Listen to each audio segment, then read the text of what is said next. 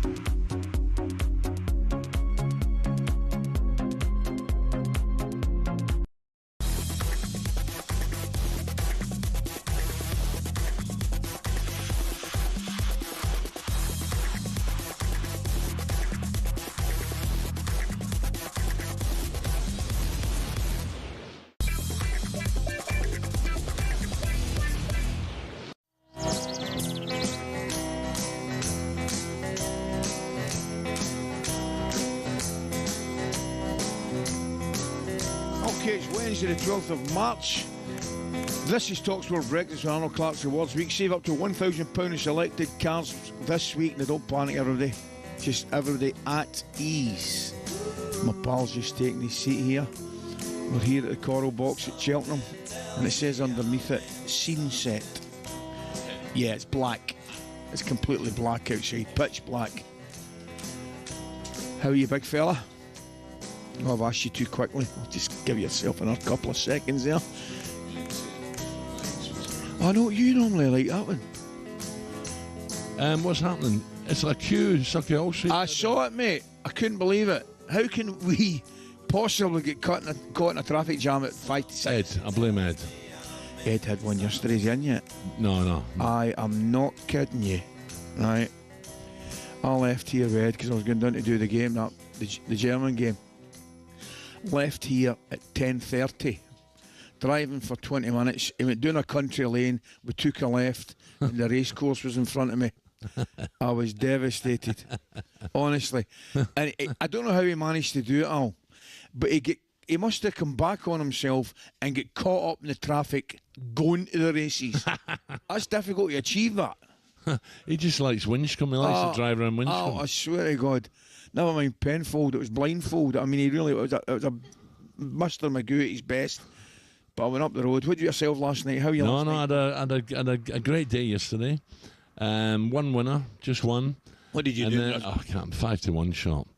Who did? Chris Hughes tipped it. Yeah. The sort of, we do a bit of lunch, me and Parlour. Yeah.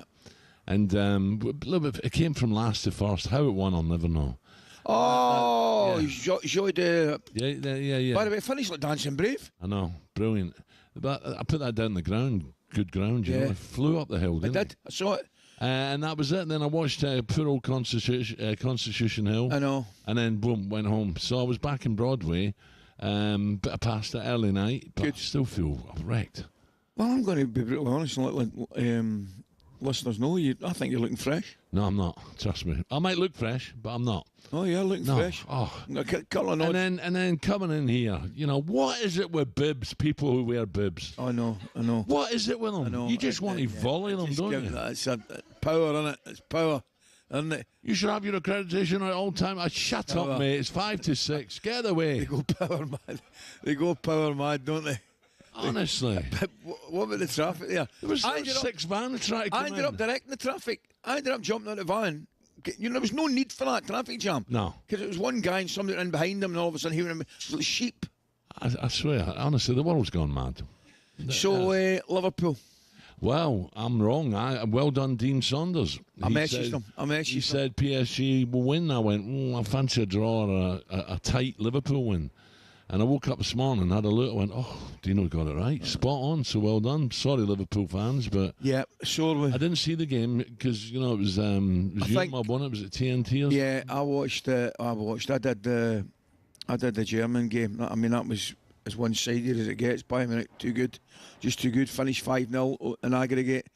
And Musiala, Kane scored the first goal, and that was the game again. finished. By the way, he's not getting the credit. People are saying, not sure, big games over there. Look at his record. I agree with you. Fantastic. Inter beat Feyenoord, so 2-1, wasn't it? Yeah. So that's Inter play Bayern in that game, and it looks like, well, better luck it'll be PSG Villa. Yeah. Gabby will be, here we go. He'll be brushing up in his French, won't he? Oh, aye. And he's not going. The budget's too tight. He's not going to Paris. Definitely not. No. He started the campaign very well before cutbacks, didn't he? No. I spoke to Liam yesterday. He said, no, he's going nowhere. He had a great campaign for about 2 rounds. The only one going anywhere is Parlour. He's bombed. Is he Liam doesn't like him. No, he said that. He's out. He said that funny enough. How was your last day? What time did he wake up on your couch? No, not last night. Not last night. He was on an early night last night. You watch him bounce in here at 8 Well, he's on at 8, isn't he? Aye. But we had a great day. Really good, nice people. Good. Probably a couple hundred, maybe a bit more, but was lovely. Yeah, lovely. Just enough, people. Yeah. And wasn't the same bit as last year? Same. Aye, yeah. And then 1 or 2, Dino came in, Ollie came in, and then Barman Dave tried to find it, but what a state he was in. I heard, yeah. What a state he was in. Barman Jane. Barman Jane? I heard Barman Dave was behaving like Barman Jane, to be quite frank. Honestly. He was, I don't know what it is when he comes racing, but God dear. He was all over the shop. Aye. Yeah, all over the shop. He never came in here yesterday, didn't he? I think he was scared to be honest. In case any of the bosses were about. So what did you do for a bite to eat? Did you go, Joe? We stayed in last night in the Broadway Hotel by the fire, and then next door had a bit of pasta, went to bed. I was in bed before 8. Where's the Broadway Hotel from where you are? To the right. Will you pick me up? That's it there. So it's right there? Aye. Yeah. And over the road, Russell's, and then you've got the Ligon. Yeah. The Ligon Broadway. But where you pick me up that's the Broadway Hotel. It's taken Ed 18 years to find it, but that's what it is. So hold on a minute, so you stay in the hotel? No. I stay in the cottage near it, next to it. They own that's it. What I thought. Yeah. Oh, they own it? Oh, they own it. They own a few. Lovely. Really, really nice. And it's the same old people go every year. And stunning, isn't it? Yeah, no, it's brilliant. So did you get assume the position next to the fire with a glass of red yesterday? I did actually, yes. I pounced on that. I've still got that, that killer instinct. Boof, straight in. You never, out the way. You never lose that half-yard run about the fire when there's a glass of red involved. So have you had a look? Who we got on the show today? Have you had a wee yes, look? I have. We've got Laurel. Mark Lawrenson's coming on the show today. I think AP's coming back on. He's back on at 9:30. Laura's on. I think Gabby's giving us a call, but 9:45. Oh, Gabby, he'll be. I reckon Gabby will be happy. I think he'll come out where we'll beat PSG. You watch. Oh, he will do. Dom King's coming on again. Dom's on at 7. Lizzie and Rupert are on again to come in to see it. Dare I ask, did Rupert have any winners yesterday? I don't think so. No idea. No. I came into Chip in Camden after working last night, and the banners are up. Bell out. Oh, absolutely, yes. Bell out. It's Ollie in, Rupert out. Yeah. Yeah. No, They want to change of the guard. There's a demonstration now. He's copped it. He's copped it. Yeah, you can't rely on these non-runners anymore.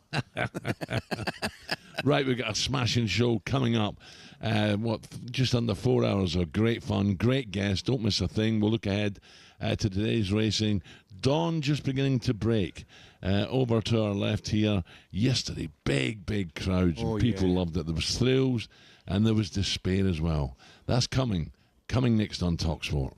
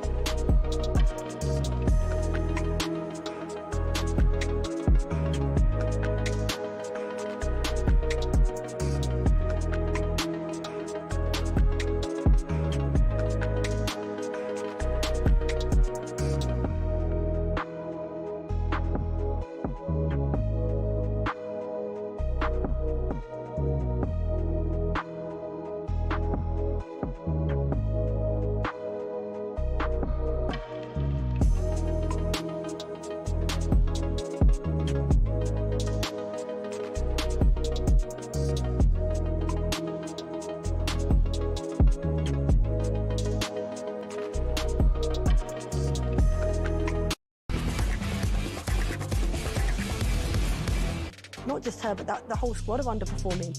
I've been there, I've been that statistic. I think it's something like 1 million girls in the UK drop out of sport every year.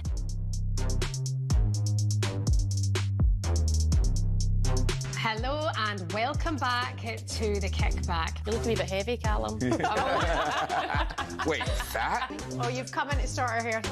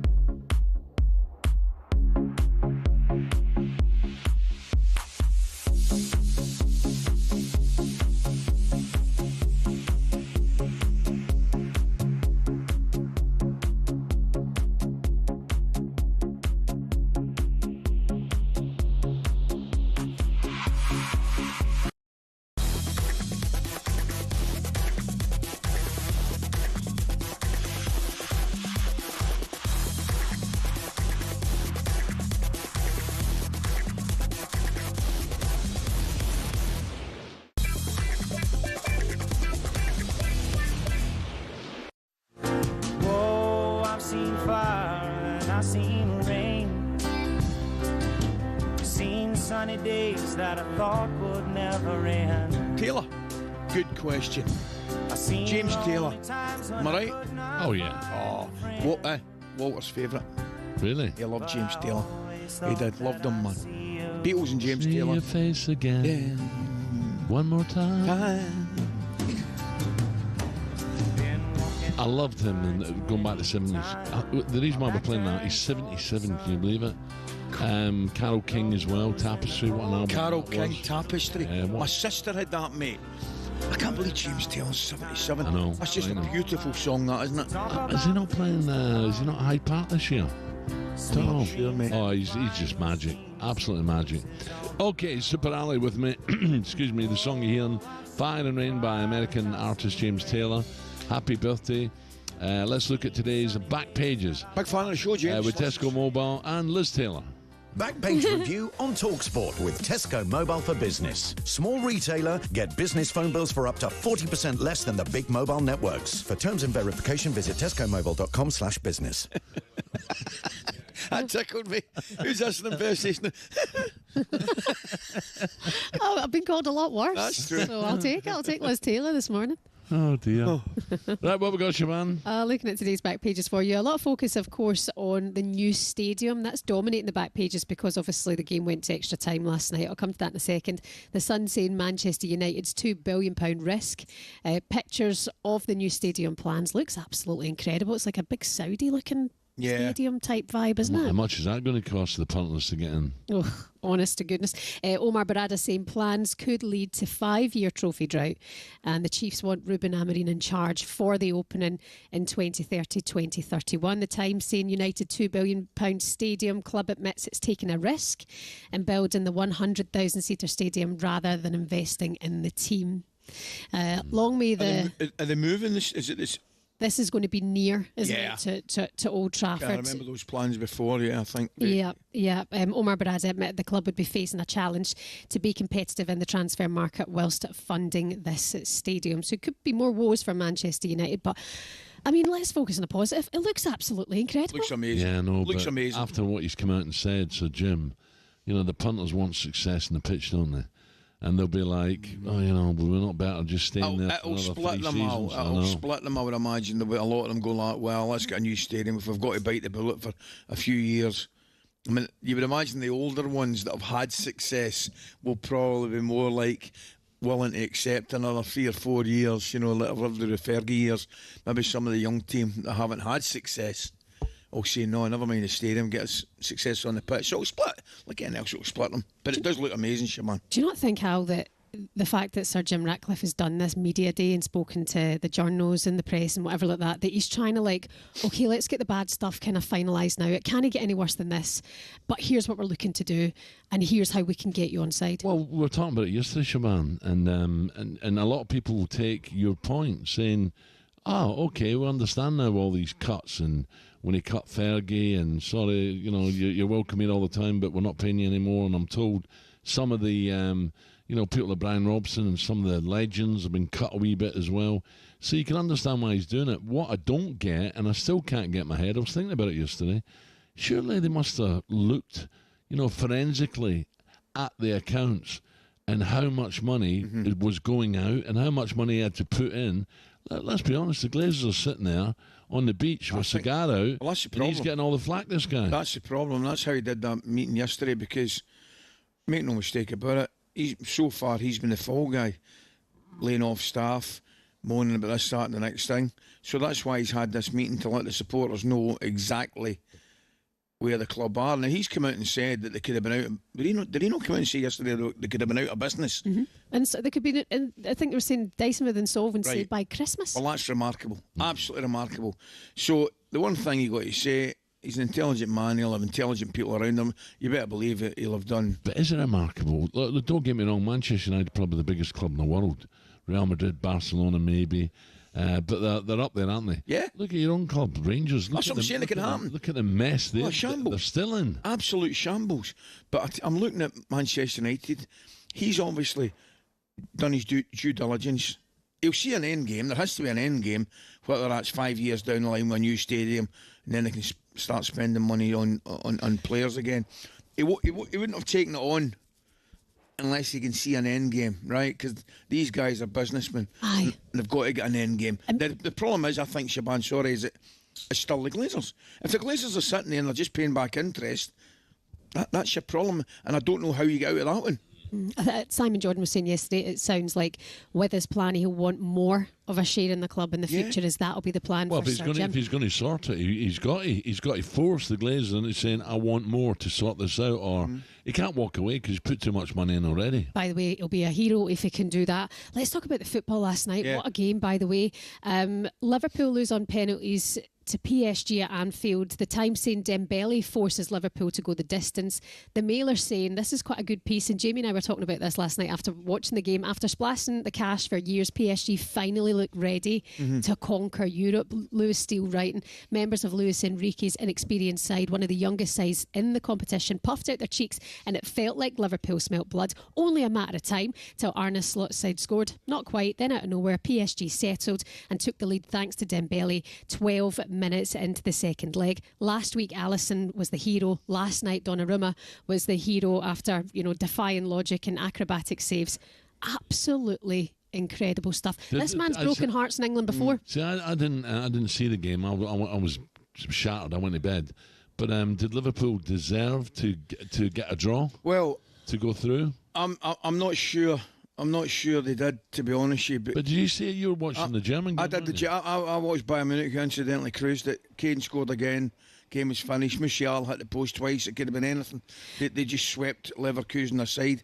So I only saw a little bit of highlights, and I listened to the commentary come back up with Chip and Camden. There'll be people who saw the game might have a differing opinion, but listening to it, I've got to say it sounded like PSG deserved to go through over the two games. I'd say that over the two games. It was the outcome. They were magnificent, Alan. They were really good to watch. Well, Dembele, he's suddenly, since Mbappe and one or two others have gone, he's now come to fore, hasn't he? Yeah. They were never a team before. They'd maybe 6 or 7 and 3 brilliant individuals. Yeah. And I include Messi in that, Neymar, Mbappe. But they were never a team. And that last 30 minutes, 35 minutes, when they went 2-0 down against City in Paris, I was there and I went, oh, aye. Well, PSG, were they not 16-1 to win it yesterday? 14. I bet that's gone now. That's the thing. PSG, as Lewis Steele writes here, used to be the laughingstock of Europe for their lame exits out of the competition. All the gear, no idea like that. No matter how much money Galacticos they had at their disposal, it felt like they were cursed on the stage. But after taking Liverpool the distance, we now know they have it in them to one day soon be the kings of Europe. Could PSG win it this time? They can do. Yeah, they can do. Absolutely. I haven't had a look at their team, Shaban. You'd fancy them to beat Villa, wouldn't you? Kravitskhelia is an a cracking game, but you just think... The front three, was it Barcola, Dembele and Kvaratskhelia? Yeah. Tremendous. But the midfield, what was their midfield? I looked at it. It was Neves, Vitinha and Fabian Ruiz over in Paris, and they absolutely dominated it. Well, let's hope Villa... And Hakimi at right back is top drawer as well. Well, let's hope Villa get through, because that'll be a cracking game. Good tie, Villa PSG. Very, very good. Barcelona were favourites, so they've gone through as well. Comfortable 3-1, wasn't it, against Benfica? Yeah. Comfortable. Yeah. And Inter came on and chop against the Feyenoord, wasn't it? By the way, today, just back to the racing, Shaban, for a brief point. Fergie's got Potter's Charm in the 120, and Tony Bloom, who's doing a brilliant job at Brighton. Isn't he, John? He's a clever guy, by the way. He's got Bunting in the Coral Cup, 240, and then, as you mean, and the 4 o'clock the Champion Chase that Charlie Brooks sold to Willie. He sold, and he buys young horses and sells them on. He sold it, and she's top class. Good. If you missed it yesterday, by the way, I know you all were here, but the Sun saying Constitution hell, the punter's sob, his favourite falls. Alex West saying that the punters had their head in the hands, and you could actually hear the groans as Constitution hell went down, and then the second favourite who won it last year went down on the well, I'm fascinated to get AP and Rupert, people like that, their version of that, because again, are you classing AP and Rupert in the same sort of similar, very similar bracket? Yeah, AP Barnes is a plumber. But you think yourself, just pop it, your 10 lands clear. But look, it's you went for it. But you know, listen, AP's the man. I'm dying to ask you a question. If he pops it and he goes down, he gets absolutely pulverised. So he's gone for it, and the feet have just gone. I mean, it was unbelievable, because he was running at 10, 12. But there's some. I'd say the best winner of the day yesterday. I mentioned to you, Cinder Russell's Mayertown. Or led from start to finish. Or excellent performance. Lossiemouth as well was great. Yeah, Lossiemouth was good. Okay, coming up, Dom King, Rupert Bell, Lizzie. Siobhan's back with a little bit more. And what we got later on? I'll just get this open. We've got Laura. Laura's coming on at 9 o'clock. Who else? AP McCoy. Gabby's coming on. Oh, he'll be crawling away, won't he, Gabby? Oh, Paris, here we come. Ray's joining us 8 o'clock, isn't he? Well, I hope so. No, the way he was looking yesterday. You never answered me. What time did he leave your couch yesterday? No. No, yesterday, I'm saying. Yesterday morning, yeah. He was about yesterday afternoon. Oh, okay. Yeah. And then he was about later on, so... But all the guys he's staying with were all going out last night, so hopefully he done the right thing and said, see you later. Well, I'm going to have an early night. I doubt it. I hope so. 6:20. Right thing. Backpage review on talkSPORT with Tesco Mobile for Business. Got a side hustle? Get business phone bills for up to 40% less than the big mobile networks. For terms and verification, visit tescomobile.com/business.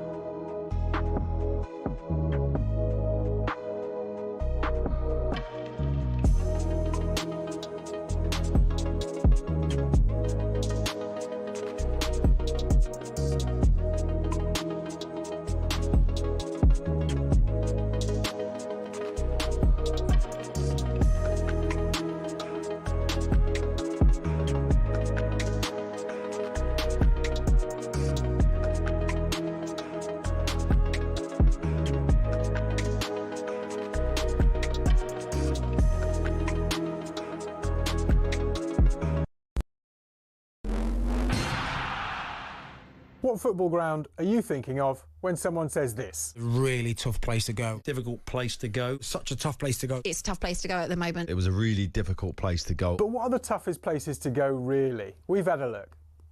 Forget a cold, wet Tuesday night in Stoke. Try a blizzard 220 miles inside the Arctic Circle. When Chelsea lost at Tromsø in Norway in the Cup Winners' Cup, a massive snowstorm hit at half-time. These two boys and their brooms were absolutely no match for it. We're staying in Scandinavia for Scotland's toughest away day on the side of a cliff in the Faroe Islands in Euro 2000 qualifying. The pitch at Toftir was like a cow field, never mind those gale force winds. The Faroe Islands part-timers equalised in stoppage time. Cue Scandi scenes. But away trips don't come tougher than playing Bolivia at altitude in La Paz.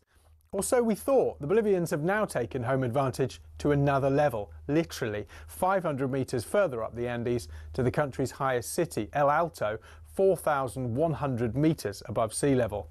Meanwhile, the loudest stadium in world football officially is the Ali Sami Yen, where Galatasaray fans set a world record of 131 decibels. That's louder than Motorhead. But our most intimidating away day is in Wales. Prison team HMP Prescoed was briefly kicked out the Gwent League over concerns about young opposition having to go in there. Now that's a tough place to go.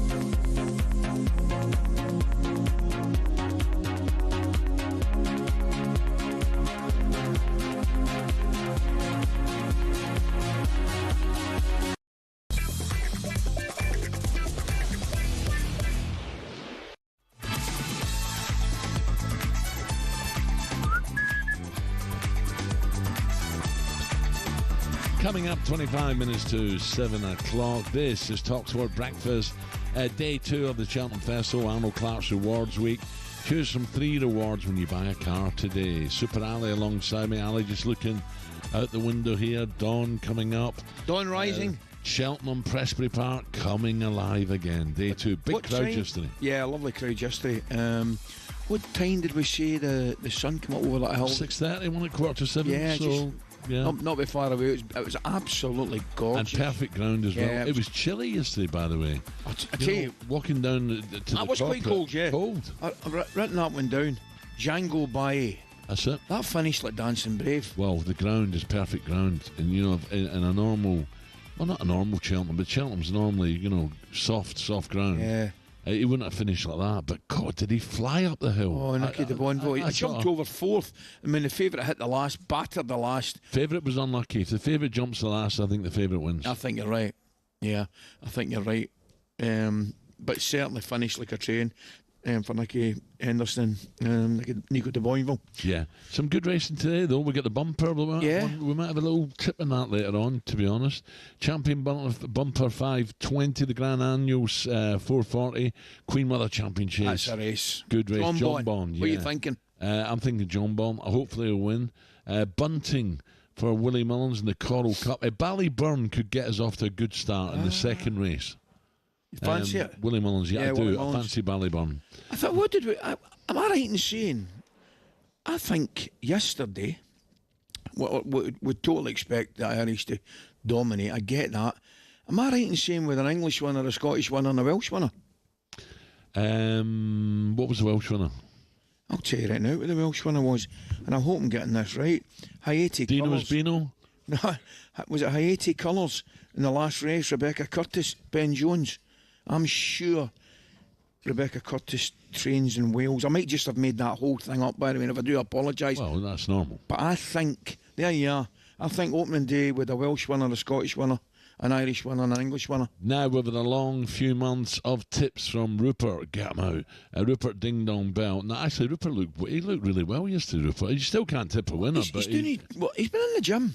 Has he? He definitely looks better. Yeah. Definitely. How did you manage to get a cup of tea, incidentally? I just asked and said, you know, the key word is please, and you get one. I'd love one, please. Right, Lizzie coming up. Well, we thought we'd see if technology could do a better job, and A1 delivered, it picked Hayati Colours. You just mentioned that. By the way, see if you say AI. See if you say A1 again. Right, let's clarify situation. The A1 is a road, right, that goes up from Newcastle to Edinburgh. AI is artificial, whatever it is, intelligence or something, right? Which you're lacking in calling the A1. I suppose you're using as what's the what's the goals thing they call now? Is it? Oh no, I hate that XG. Oh, what a lot of nonsense. I'm with you. Load of tosh. I mean, your XG and your A1, man. Where are we going with that? All right, AI. Okay, it picked Hayati Couleurs in yesterday's 520 national hunting. Well, it won, didn't it? Well, today AI is going with a new line in the 120, the opening race in the Turner's Novice Hurdle. Oh. Okay, let's talk more on yesterday's action in the Champions League last night. PSG are through to the quarterfinals, beating Liverpool. Well done, Dean Saunders. He got it right. Beat Liverpool in the penalty shootout. Reds boss Arne Slot, though, he thoroughly enjoyed the game. It was the best game of football I was ever involved in. I don't have the history like Liverpool as a manager, but two teams of incredible level, with incredible intensity in the first 25 minutes. Okay, I also remember the first 25 against Man City at home and the first 25 against Madrid, but this was unbelievable what we showed in the first 25. And I looked at the scoreboard and we were 1-0 down. Over 90 minutes, I don't think we deserve to lose this game of football today. Over 180 minutes, maybe it was deserved that we went to overtime. In overtime, I thought Paris Saint-Germain was a bit better than us, so in this half hour. And then it comes down to penalties, and yeah, they scored 4, we 2, and we lost. Yeah, I'm not having that scoreboard in overtime. I'm not having that. Arnie, you're having a brown. You're not in Florida, Arnie. It's extra time. Need to get rid of that overtime patter. One of the best games, just one goal in it. Oh, I'm not really qualified to talk about last night as I didn't see it, right? But I'll watch kind of highlights. But I'll tell you right now, the first game over in Paris was absolute quality. I had a little bet on Liverpool. I was lucky. I know that. Hold my hands up. Oh, you'd better believe you were. I mean, PSG had 28 shots. As I say, it'd be interesting, as I say, and guys that were better qualified that watched the entire game last night. But I think sounding and listening to it as I did, listening to the extra time, it sounded to me as though PSG deserved to go through over the 2 games. Yeah. Bayern Munich, Barcelona, Inter, all through after winning their respective ties. Harry Kane again. All in convincing fashion. John is now talkSPORT's European football expert, Kevin Hatchard. Kevin, very, very good morning, Kev. Morning, Kev. Morning, guys. Was that a shock to you, Paris going through, or did you think Liverpool would claw them back? I thought it was going to be very tight. That's what I said ahead of the game, because I felt if Liverpool played in the way that they had, or certainly defended in the way that they had, giving up the number of chances they did in the first leg, Paris were going to make chances. And you look at the quality Paris have up front, it's outrageous. I mean, Dembele has got, 23 goals in his last 17 games now, most of those in the calendar year. You look at Parlour, he's been brilliant. Kvaratskhelia, they've signed mid-season. But it's actually the midfield that stands out to me. Vitinha has been unbelievably good. João Neves, you've got Fabian Ruiz. I mean, Warren Zaire-Emery, who captained the team at the weekend at the age of 19, he can't even get in the first 11 at the moment, and that shows you what they've got. So I felt it was 2 really outstanding teams going toe-to-toe across the 2 legs, and PSG probably just edged it. Kev, tell me, as I say, I did the German game, which we'll talk about in a minute, but I was at the first game in Paris where I thought PSG were absolutely superb. What's the difference? And I actually saw them dismantle for 35 minutes, the final 35 minutes against Manchester City. What's the difference? I mean, I said to Big Al yesterday, Kev, they just look far more like a team than they probably have done for me for about 5, 6, 7 years. No superstars. It's like maybe a strange thing to say. No Mbappe, Neymar, Messi, whatever it may be. But they just look more like a team. But to echo what you've said, tremendous up front, but their midfield or just different level. Yeah, you've nailed it. They're a cohesive unit, which they weren't when they had Messi, Neymar, and Mbappe all in the same side, because you can't win a Champions League like that. And they've proven that. Yeah. So they're doing it a different way. They still spent a huge amount of money. Let's not forget that. And they've still, as you say, Kvaratskhelia is a star. He won the Scudetto with Napoli. Lots of clubs would have wanted to sign him, including Liverpool, I think. Have certainly considered that. Dembele's a star. But it's all about the collective, and Luis Enrique has been a big part of that. I think when he was given a new contract, when they were struggling a bit a few months ago, that was a sign that, look, we believe in this coach. The coach is the ultimate authority here. Now, that hasn't always been the case. There's an irony that they could face Unai Emery next, because Emery went in there with a great reputation, but he was kind of hamstrung from the get-go because player power kind of pushed back against him, and they said, well, we don't want to play the way you want to play. We're not going to change formation. We're not going to do all this work. And that's what did him in at PSG in the end. Yeah. What about Kev? Who you fancying now? Because Harry Kane again, a goal and assist, and they're going along nicely. Bayern. Ali watched that game. Who do you fancy to win this now? Kev, just on that before you answer that question, you mentioned Kvaratskhelia and Napoli and Scudetto. Do you know who was absolutely tremendous last night at the back for Bayern Munich? Kim was. Kim. Upamecano were tremendous. Yeah, they've been really boosted by Kompany from the start. When he arrived, he said to them, you're my guys, and I'm going to ask you to do things. I'm going to ask you to defend 50 metres from the goal. I'm going to put a lot of pressure on you, but I think you can handle it. And they look totally different players. Thomas Tuchel was very vocal about some of their shortcomings last season. Wasn't very happy with the way they played at times. They lost confidence, lost form.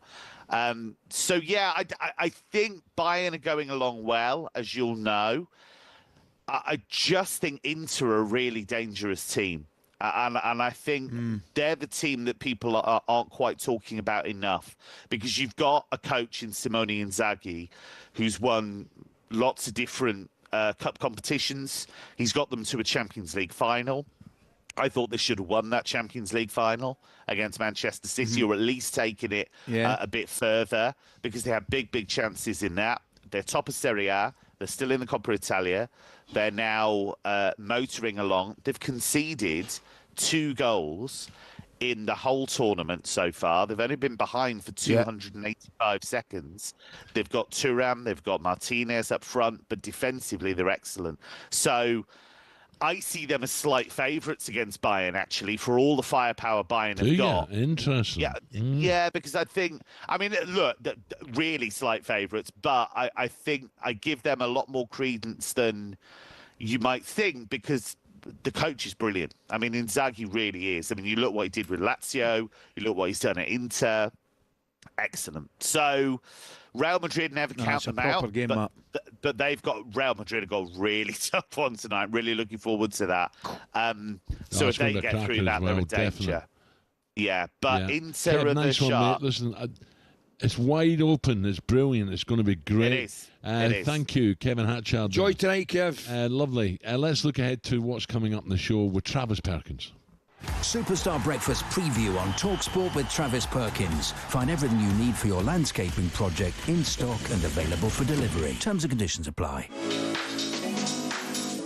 Now, Liverpool fans, you must be disappointed not to get in the quarterfinals of the Champions League. Was that a shock, or were you half expecting that after the first leg? Liverpool legend Matt Lawrence will join us for more reaction to that one. Also looking ahead to Arsenal's tie with this man. I'm like a tortoise after Cheltenham. You've got to hibernate at least for 2 days after that, because it just does you, doesn't it? I know.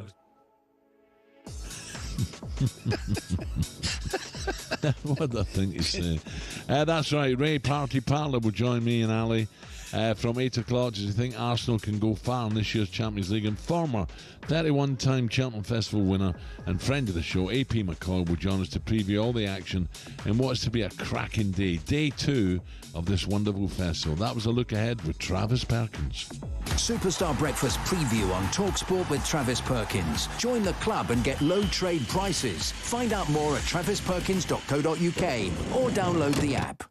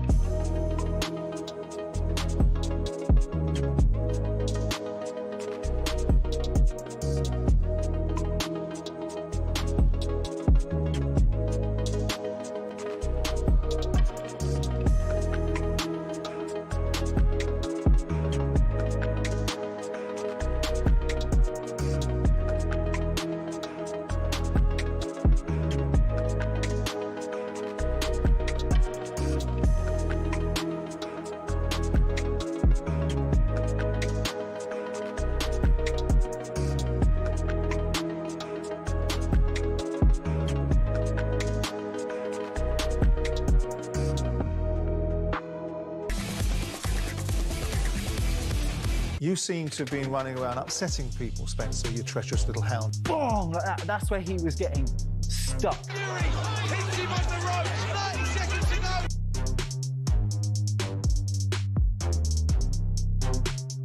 go. Opinions are opinions. They're like backsides. Everybody's got one. I stand by that. I still think it was a terrible decision. Well, it takes two to tango.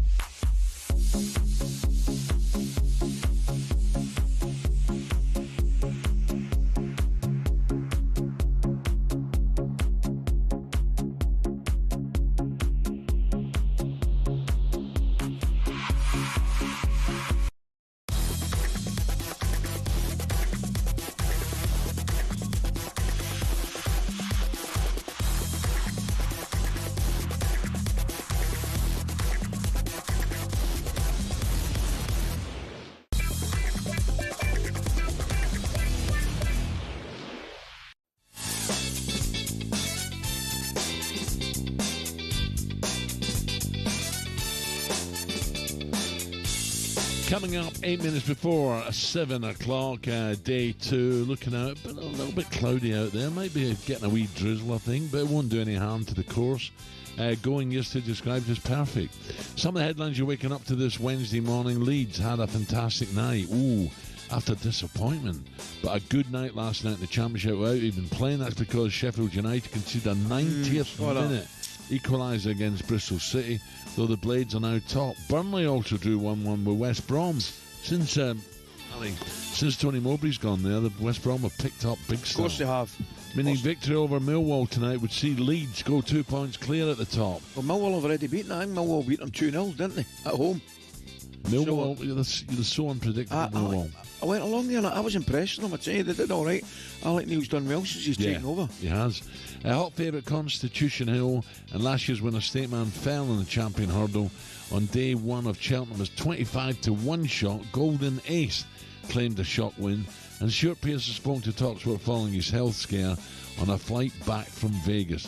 Former England captain Stuart told the 10 a.m. show he's well and truly on the mend, thank God. In all seriousness, I'm in good form.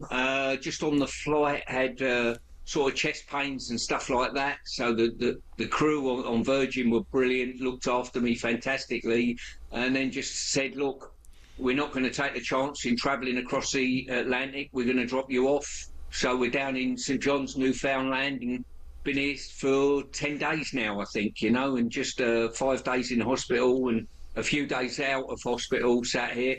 The only downside is our bags went on to London, and the only thing that we were left with was actually Martin Keown's autobiography. When you think things can't get any worse, you're stuck with Keown's biography for the duration. Well, thank God, Ali, he's all right, eh? But it's brilliant news. Funnily enough, I knew he was well on the mend. I sent him a message on Saturday after the Forest game, because I was at Forest on Saturday, just to let him know, not that he wouldn't have expected it. The Forest fans gave him an incredible reception, and to be fair to the big fella, he got back to me right away, which was great news. This is a clean living guy as well, and it just shows you. Oh, aye. I mean, how many footballers? I'm going to say something. Ex-footballers do know what have had problems with the old ticker. There's too many. No, absolutely. But the main thing is he's okay. By the sounds of things, the crew were fantastic. You can't, and they wouldn't take any chances with that. Flip side, have you ever been to St John's, Newfoundland? Well, I was just trying to work that one out. So. Oh man, alive! Nothing going there. I actually on a trip. Right. You have not been there. No, you haven't. Worse. Right. We stopped. We were coming across. We're one of our fishing trips in Alaska, and the pilot wasn't happy with the fuel. He says, we're going to stop. Right. So he came down. We didn't make it to St John's, Newfoundland. We stopped at Halifax, Nova Scotia. Right. And we ended up, we didn't take off because the weather came in. And we had to stay overnight in Halifax, Nova Scotia, right? And just to keep it plain and simple, Halifax, Nova Scotia ain't Vegas, right? I swear there was nothing, and I mean nothing to do in Halifax, Nova Scotia. And if the good people of Halifax, Nova Scotia are listening, I don't care. Accommodations in Igloo, isn't it, out there? Oh, it's was we Viv having that excuse? I'm not sure she was. What was her name? Halifax, Nova Scotia. Away you go. Yeah, honestly. Right, Shaban's back for a bit of this.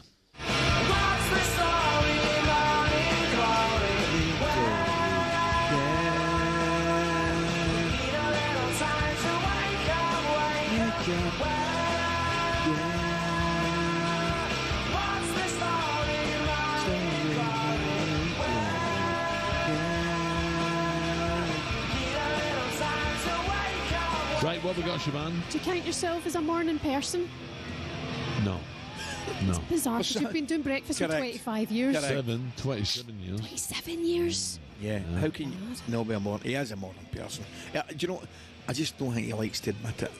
I'm not. No, I'm not. You just seen me this morning. The alarm I saw you this morning, mate. I remember I saw you. People in bibs have really wound him up this morning, but he's smashing a Red Bull now. By the way, I didn't see Alan Brazil in a Red Bull, but he's having a Red Bull. That'll make you a morning. Barocca, Red Bull. I don't mind. A wee lift. Well, basically, Brits have now decided what makes you a morning person. I can see you being this guy, Ali.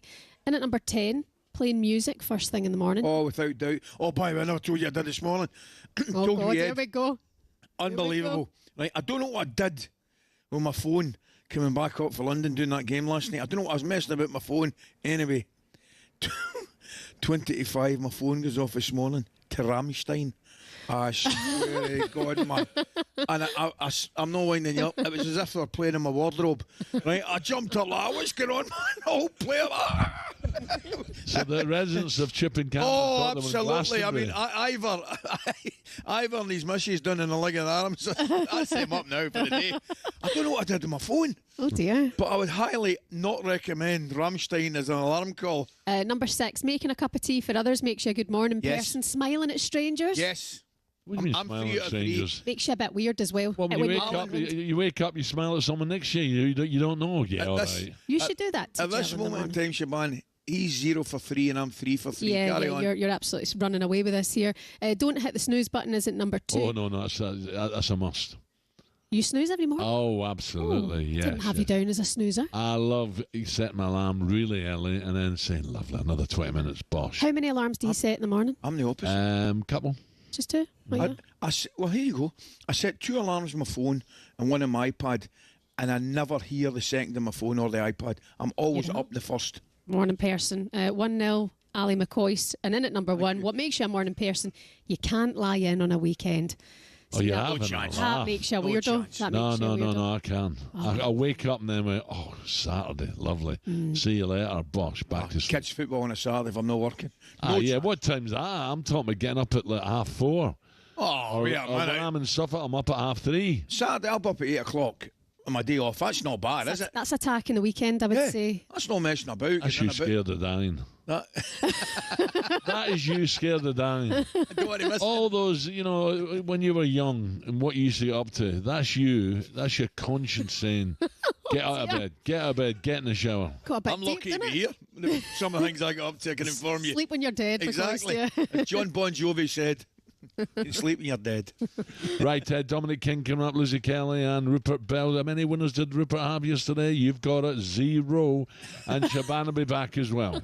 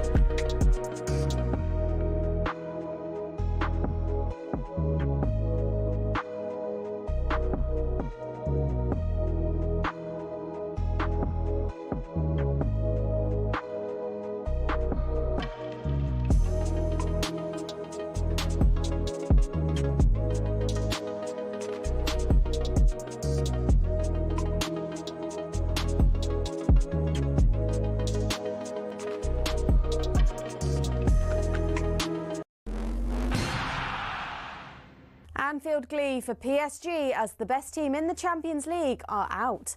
A painful penalty shootout saw 2 Liverpool spot kicks saved. Adrian Durham was just stunned. I mean, I've got to ask some serious questions here.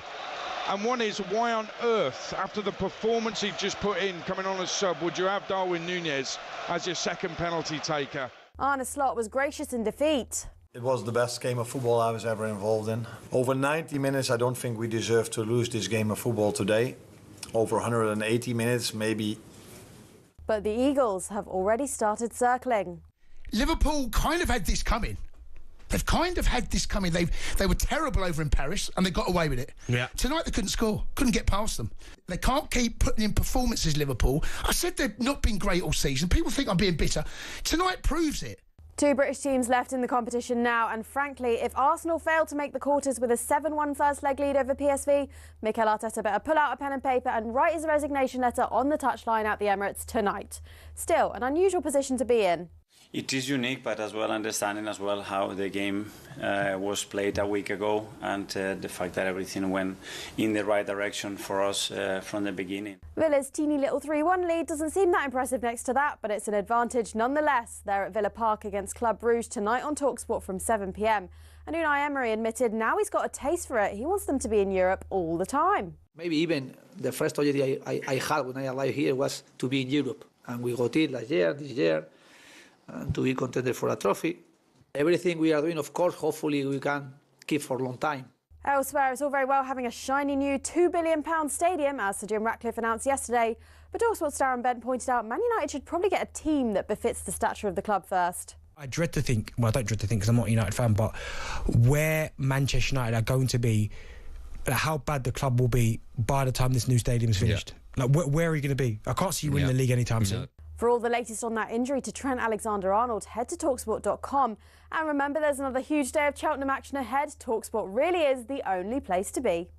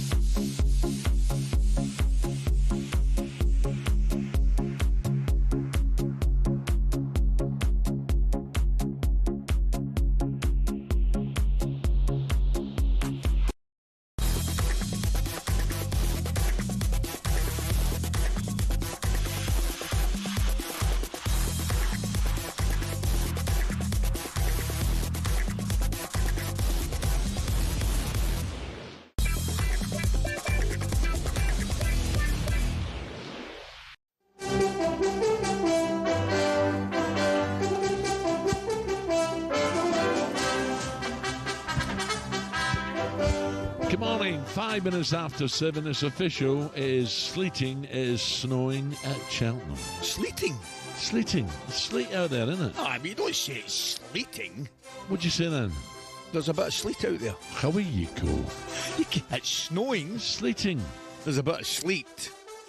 You know what I mean? No, it's sleeting. You're having a shocker today with that A1. It's sleeting. Don't worry about that. What with your A1? Anyway, Gerard. What about Max there? He said, sunshine and shit, It's snowing here, for God's sake. Do your homework. Gerard's been on and he agrees with your A1, the new line. He says a new line as well. Did he? He said he saw it get up the A1.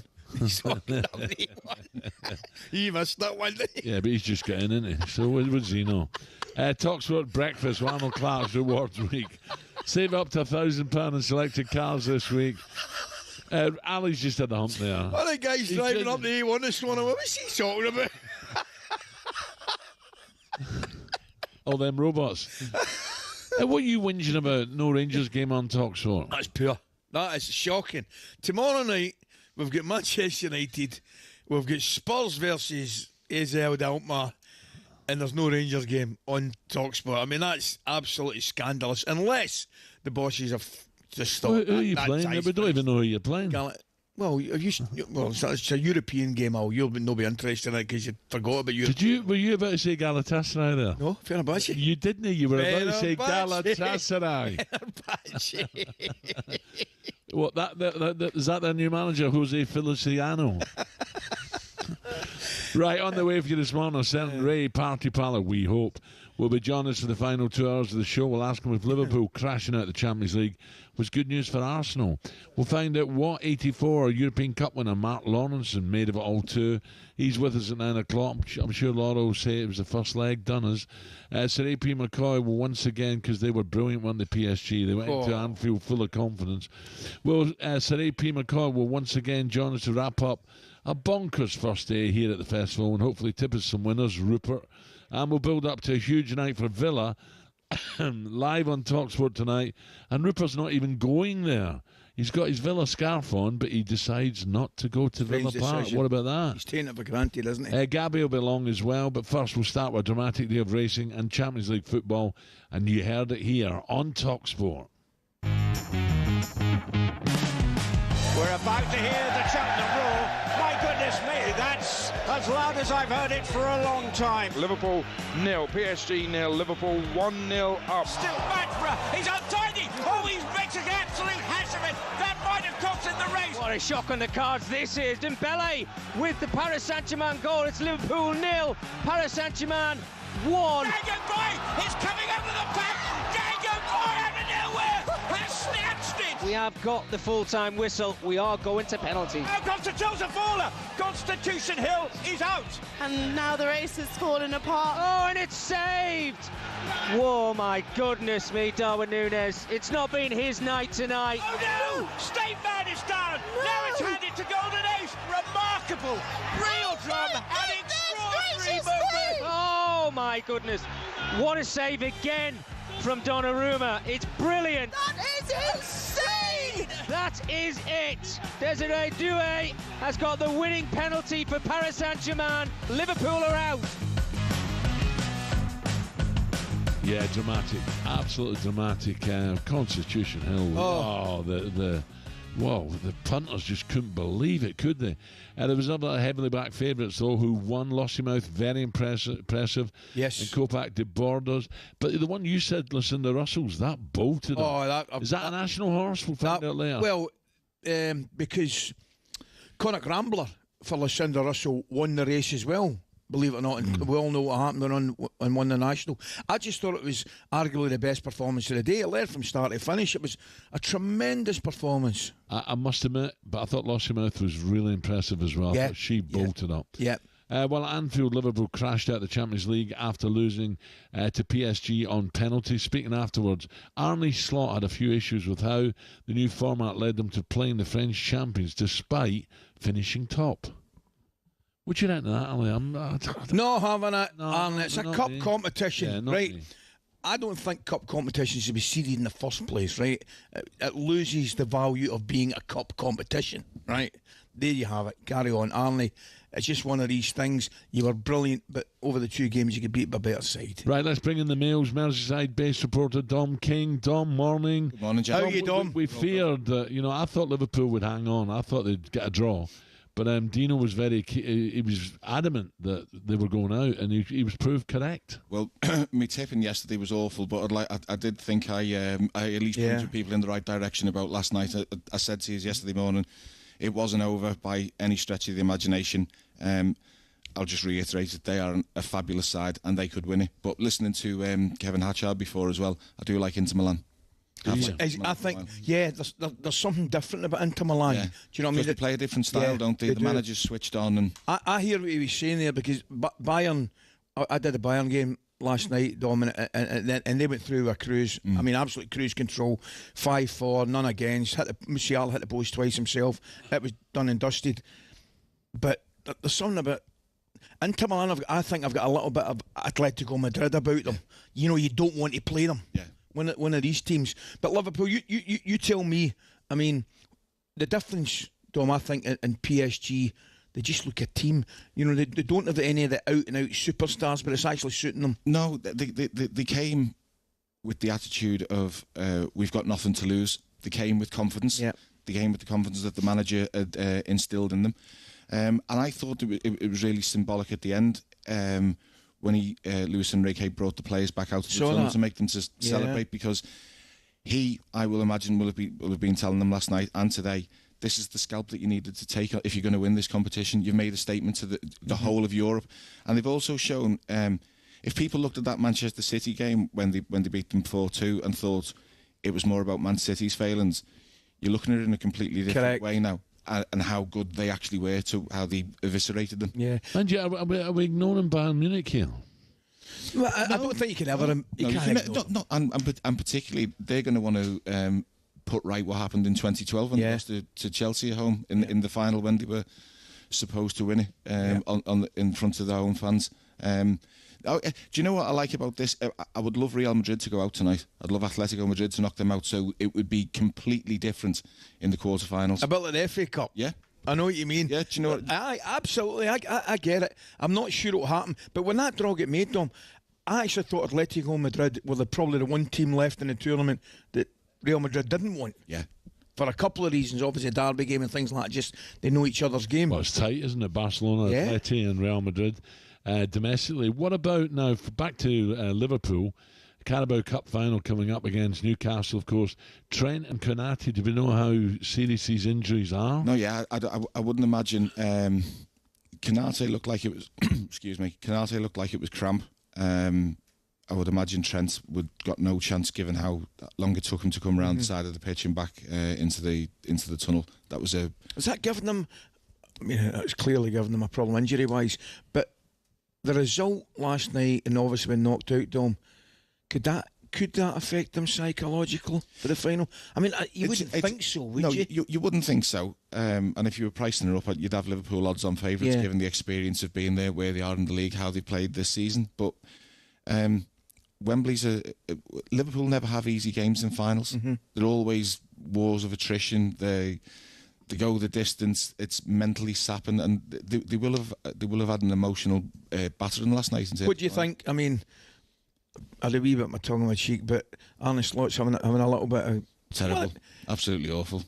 But it's a cup competition, mate. Oh right, yeah. You know what I mean? I'm talking about that. Yeah, yeah. No, I'm old school. If it's a cup competition, you got to play who you play. You give out the hat, and that's it. I agree with you entirely. It should. I'd love to see the open draw from the start, but they never do that. What I will say, but this is no excuse. It was about the league format. I took one of my sons, to the Real Madrid game when Liverpool beat them 2-0. And he came out after the game and he was absolutely over the moon.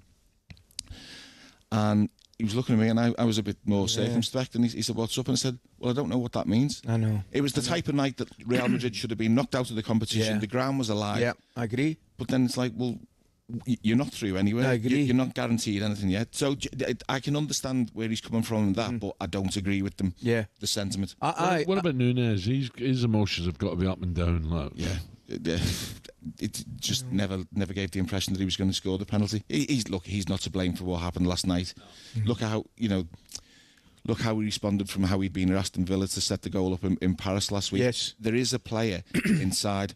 I'm just not sure it's ever going to come out in the way that people thought it would. I like him. I think his work rate's brilliant. It's just I think he's not clinical enough for me. No, well, he's not. I mean, he's not clinical enough. He's a bit like Jackson at Chelsea. Bit like Durante. No, he could finish. He might could finish. But I just think it's one of these. I was listening to it, Dom, because I did the Munich game, and you know that way he's coming up to take a penalty. Yeah, you just don't feel it, do you? Do you know what I mean? No. Some players you don't feel it. No, and he's the type of, if he's clean through, if he's put clean through, you don't think he's going to score. Yeah. But if something comes at him at speed, 20 yards out, you think he'll put that away. Doesn't have to think about it. Yeah. I know it's a crazy thing to say. Sorry, Al, but you'll know what I mean here. And it's a contradiction. He's better with a half chance than a chance. Yeah, yeah. You've been on the trill this morning. All right, I'm enjoying myself. What's up with you? Someone said hello yesterday to you, Scott McGarvey. No way. Yeah. Was he here? Yeah. Like Scott used to play with Easter Craigs. Did he? Back in the day. Easter Craigs. Right, Dom, thank you very much for that. Thanks, Dom. What do you fancy today? Quickly, I've got a break. What do you fancy? Double final demand, Ballyburn. Neither Ballyburn, I think. No John Bone. Yeah. No, I'm just going to play it safe with those two. That was Dom King from the Daily Mail. Right, just gone 7:15. Travel time.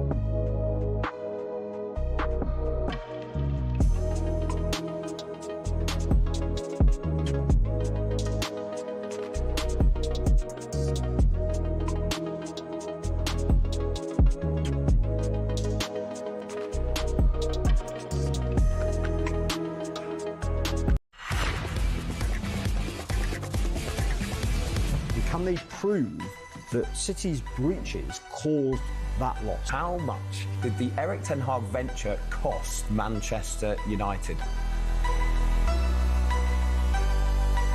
There's a proposal to ban state-controlled clubs from English football. This isn't about Edu not believing in the Arsenal project, it's perhaps about Edu wanting more power.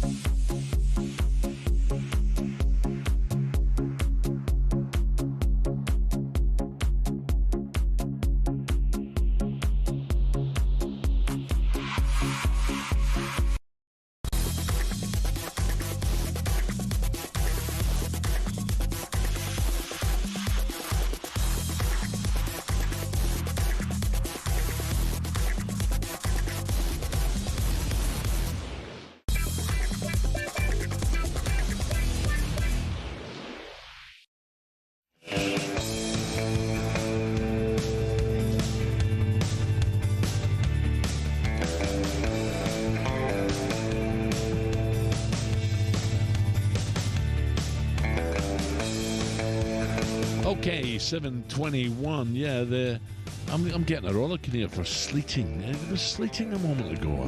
No, it's either snowing or there's a downfall of sleet. It's never been known to be sleeting. It looks wet out there now. Look, have a look.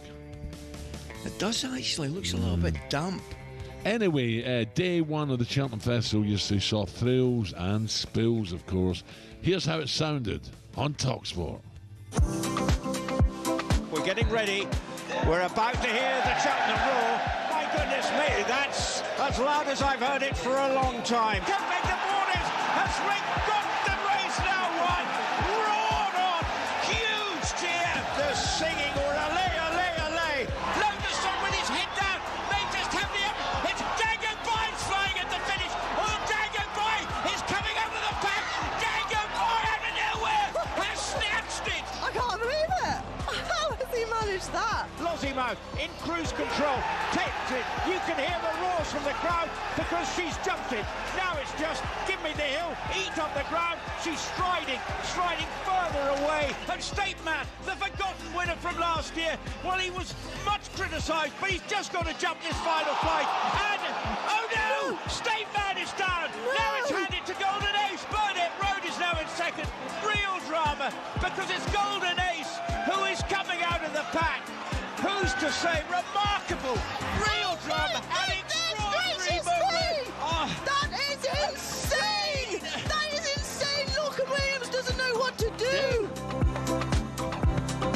Yeah, an incredible, dramatic day at Cheltenham. Sounded right here. That's how it sounded on talkSPORT. Don King called the Champion Hurdle one of the craziest races ever. But how did those two great horses in Constitution Hill and State Man both fall? We're joined now by Rupert Ding Dong Bell and two-time Cheltenham winner Lizzie Kelly. Lizzie, let's start with you. Oh, can you imagine jockeys think they've got the race won, in the bag, just ready to salute the crowd and bang, over they go. You can't win, can you? You either go for a big one or you let them pop it, and if you get it wrong, you get a rollicking. Yeah, absolutely. So, State Man is going down to the last. He's not that far ahead under Paul Townend. Paul Townend has two options. You can either be really positive and keep the momentum up, or if you can see you're on a bit of a bad stride, then you sit back and you grab a hold of them. Paul Townend's gone for the first option, and the horse just kind of hasn't had the amount of energy to actually kind of complete it. Like, he's taken off fine, but even by the time his knees are over the top bar of the hurdle, they've already clipped it. Surely, Lizzie, and you tell me, far greater experience than I'll ever have, surely if it goes down the other way, he gets more criticism. If he doesn't attack the fence and goes down, surely I think that leaves him open to more criticism, does it not? What, so if he were to sit back and say, come here, and then the horse falls anyway. Yes. Yeah, I mean, I think jockeys are almost caught between a rock and a hard place, because there are two options and that's all you've got. And you have no idea which one's going to work better. And you just have to ride, completely through your instinct. And Constitution Hill's fall at the top of the hill was just mad, because he'd been making these silly mistakes in his races and getting away with them. And this time, he just never sorted his feet out. So his feet were actually on the edge of the hurdle when he was supposed to be taking off. He just didn't think at all. And, both horses are absolutely fine. Golden Ace, I mean, what a story. Jeremy Scott trains 30 horses on Exmoor. Wow. And this horse was, he said, it was the greatest day of my career when she won the mares last year. And the owner decided to bring her to the champion hurdle. And you just couldn't write it. Incredible, wasn't it? It was amazing. Ali, just say a very good morning to our two guests. Just walked in, Sam and Claire with a bag full of 50s, and Ray Parlour with a pocket full of 50s. Sorry, you were saying. Good morning, gentlemen. I was going to ask you, Lizzie, at what point does the jockey know that they're in trouble? There's this really weird moment where you realise that the ground is coming up. When your nose hits the top. And you are still going down. Yeah. It's the most peculiar feeling. You're like, oh, yeah. My feet aren't out. Like the horse's feet aren't out. The ground is still. I should be. Rupert, this is probably a silly question. Have you ever ridden a horse? No, I fell off a pony, and my mother said, and this was back in the last I looked, a pony was a horse. It's a smaller one. Anyway, I was about 10. I fell off, and my mother said to me, "Stop lying on the ground like a footballer and get back on the pony." And it hurt, and I thought, I'm never doing this again. So I never sat on. Did your brother Michael? Did he? He rode in the Fox Hunters here. He's ridden, and he rode a winner here. They have a hunter chase evening in May. He rode a winner here. He was, he's quite a big lad, but he was down to 10 stone. He was all just skin and bone when he was riding. He rode for a lady called Mercy Rymore, who was a formidable character in the sport. But he did have, as I say, he rode a winner here. Right, day 2, Ali, so we've got to kick on here. Day 2 of the Cheltenham Festival, so it's time for a special edition of our weekly feature, Curse of the Racing Commentator. I put a spell on you.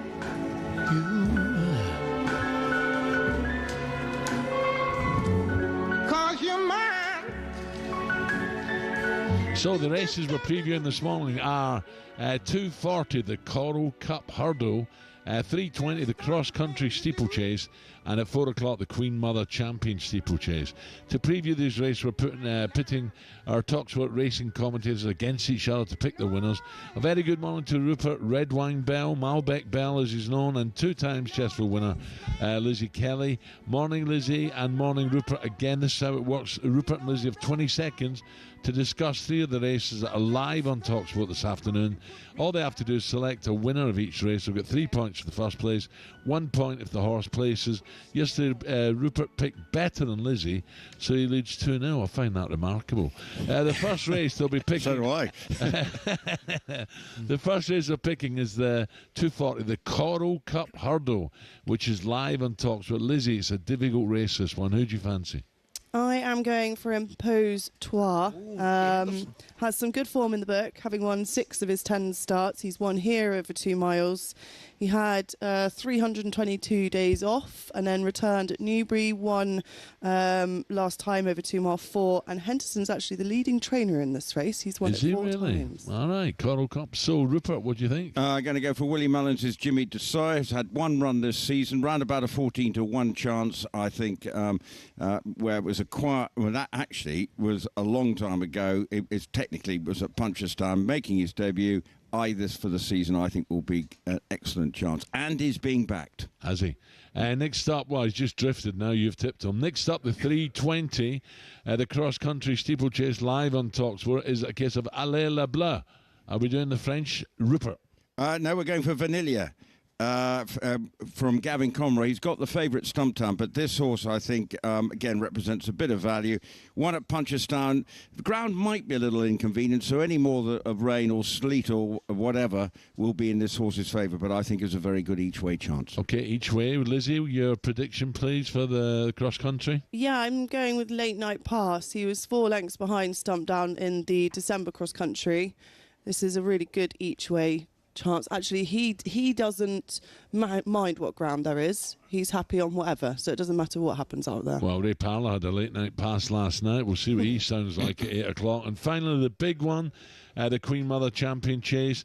Lizzie, your final prediction, please. Yeah, I'm going to take on John Bon with Solness. He is a front-running horse. He's transformed his career now that they just let him roll. Like, he's a horse who literally they just have to let go of him. Champion Chase can often throw up a surprise result. Captain Guinness won it last year, which was a real surprise. And also front-runners have they actually find it quite easy around Cheltenham. Front runners do well around Cheltenham. Yeah. Rupert, Queen Mother? I'm taking on... I do quite like Lizzie's selection, but I'm going to go for Marine Nationale. And that will be a very emotional victory, because remember, 2 years ago, it was the horse that Michael O'Sullivan rode to victory. Yeah. But I think Marine Nationale, again, has got some good form. And John Bon, I think occasionally has a bad jump in him. So I think that's why I'm going to go for Marine Nationale. Okay, Rupert, are you going down to check out the sleet on the track? Because you looked at Cream Cracker just running around there. Well, it's a long way to go round the course. You know, it's 2.5. How far is it round, Lizzie? I can't remember. But anyway, I was knackered at the end of it. And that Cheltenham Hill is daunting. Yeah. And when you're 66, although my friends at Randox did tell me I had a body of a 55-year-old, I felt like about a 75-year-old after I finished yesterday. I've just got an email here that said, never mind Rupert getting up the hill, he's over the hill. Now, if you're on your way to Cheltenham this morning, if so, we want to hear from you. Leave us a WhatsApp voice note, 03717 223344. Who are you backing today? Did you win back in Golden Asia? So let us know with a voice note for the talkSPORT WhatsApp app. Right, thank you. That concludes day 2 of the Cost of the Commentator. AP McCall will be with us around 9:30 to give his naps, so stay tuned for him. Just gone 7:30. Thank you.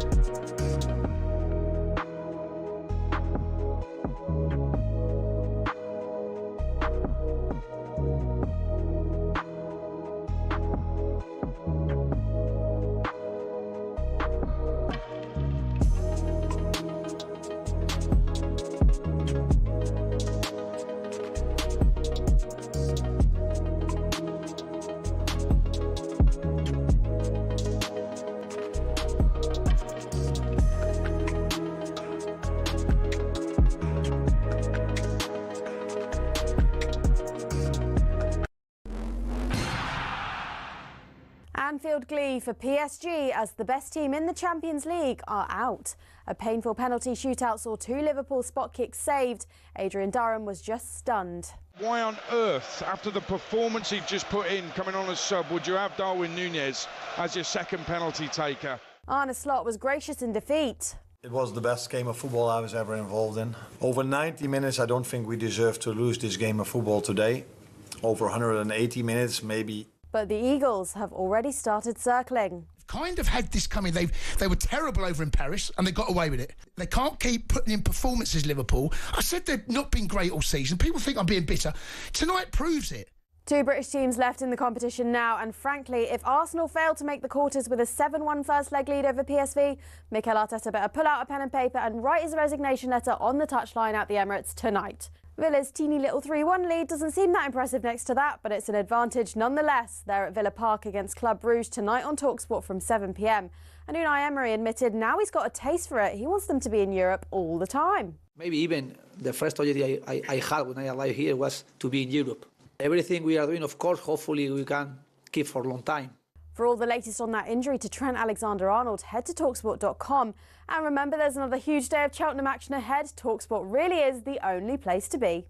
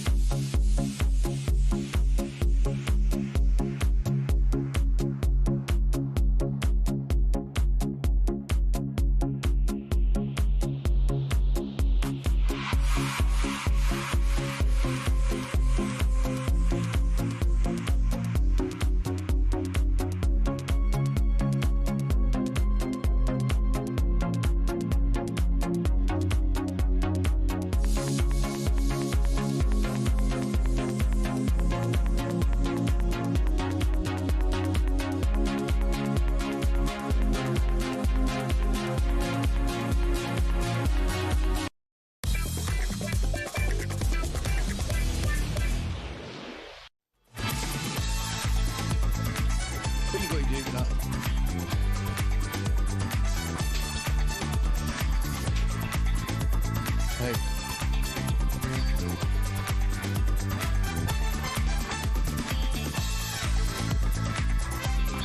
7:36. Fine. This is talkSPORT Breakfast with Arnold Clark's Rewards Week. Choose from 3 rewards when you buy a car today. Ali's alongside me. Ray Parlour limbering up as we speak. The sleet is coming down at Cheltenham. Can you believe that? I've just received some news which I know will not cheer you up. Oh, hello. Come on, get on with it. Alex Crook has just informed us all that he was on Golden Ace. Crookie. Was he really? I mean, that's actually depressed me. Hasn't it? Oh, no. Why? Yeah, he needs a few quid. That's good. I hope he spends it in a couple of shirts. You may remember, but last week, Aston Villa legend Gabby at Parlour and myself, we received a call from Ricky, don't lose that number, Ricky the Villa fan. Okay. He needed some advice over a dilemma on what to do today as his tickets for Cheltenham and the Villa game. So we tried to match him up, didn't we? Someone could take him up with. Well, he's given us a call to let us know. Good morning, Ricky. Good morning, Ricky. Good morning, boys. An absolute pleasure. The Scottish. Well sorted, Ricky. Have you got a lift? Yeah. Yeah, Edward called in. Edward called in 10 minutes after I had spoken online with you and Gabs, and he kindly offered. Which is so surreal. I thought he lived in Bristol, but no, he lives in the Midlands. He's actually especially driving to Cheltenham to pick me up after the races, and then he's taken me to the game. I'm sat. You sure this is not a wind-up, Ricky? I've had many people ask me the same thing, but yeah, we've been chatting throughout the week. He's season ticket holder for 23 years.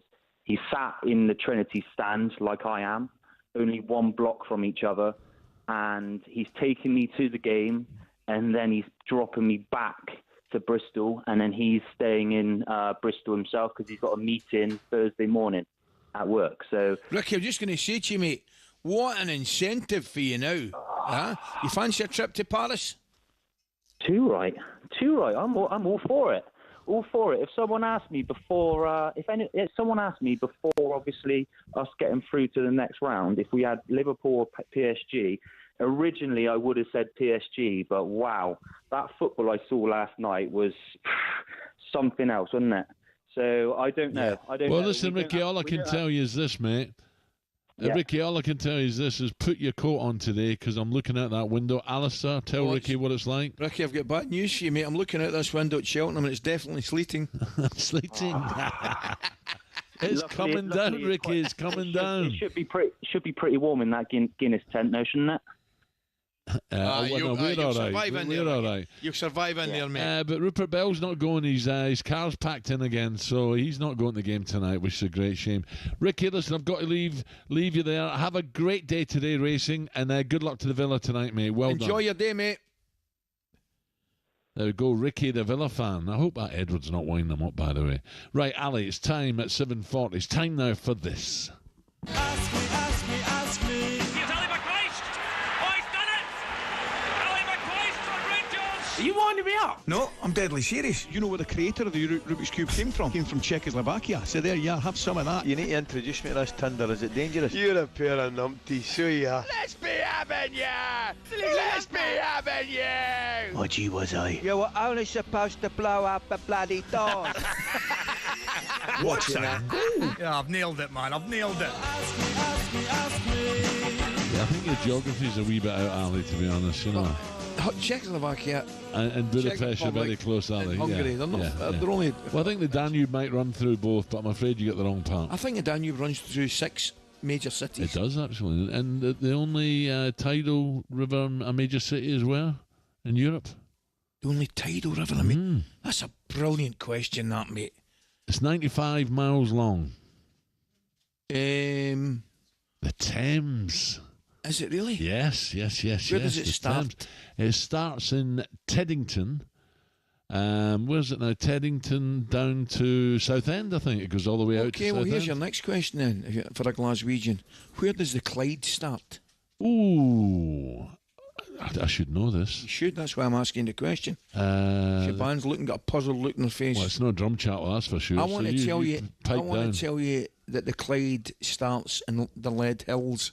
Does it? Lead Hills? Lead Hills, yeah. All right, okay. I think I cycled there once when I was a wee boy. Yeah? Lead Hills, yeah, I think so. Yeah. The Clyde. Oof.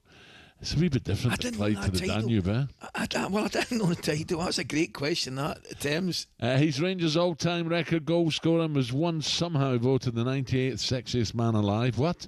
So let's put some hard-hitting questions to our very own Alistair Murdoch McCoist in Ask Ali.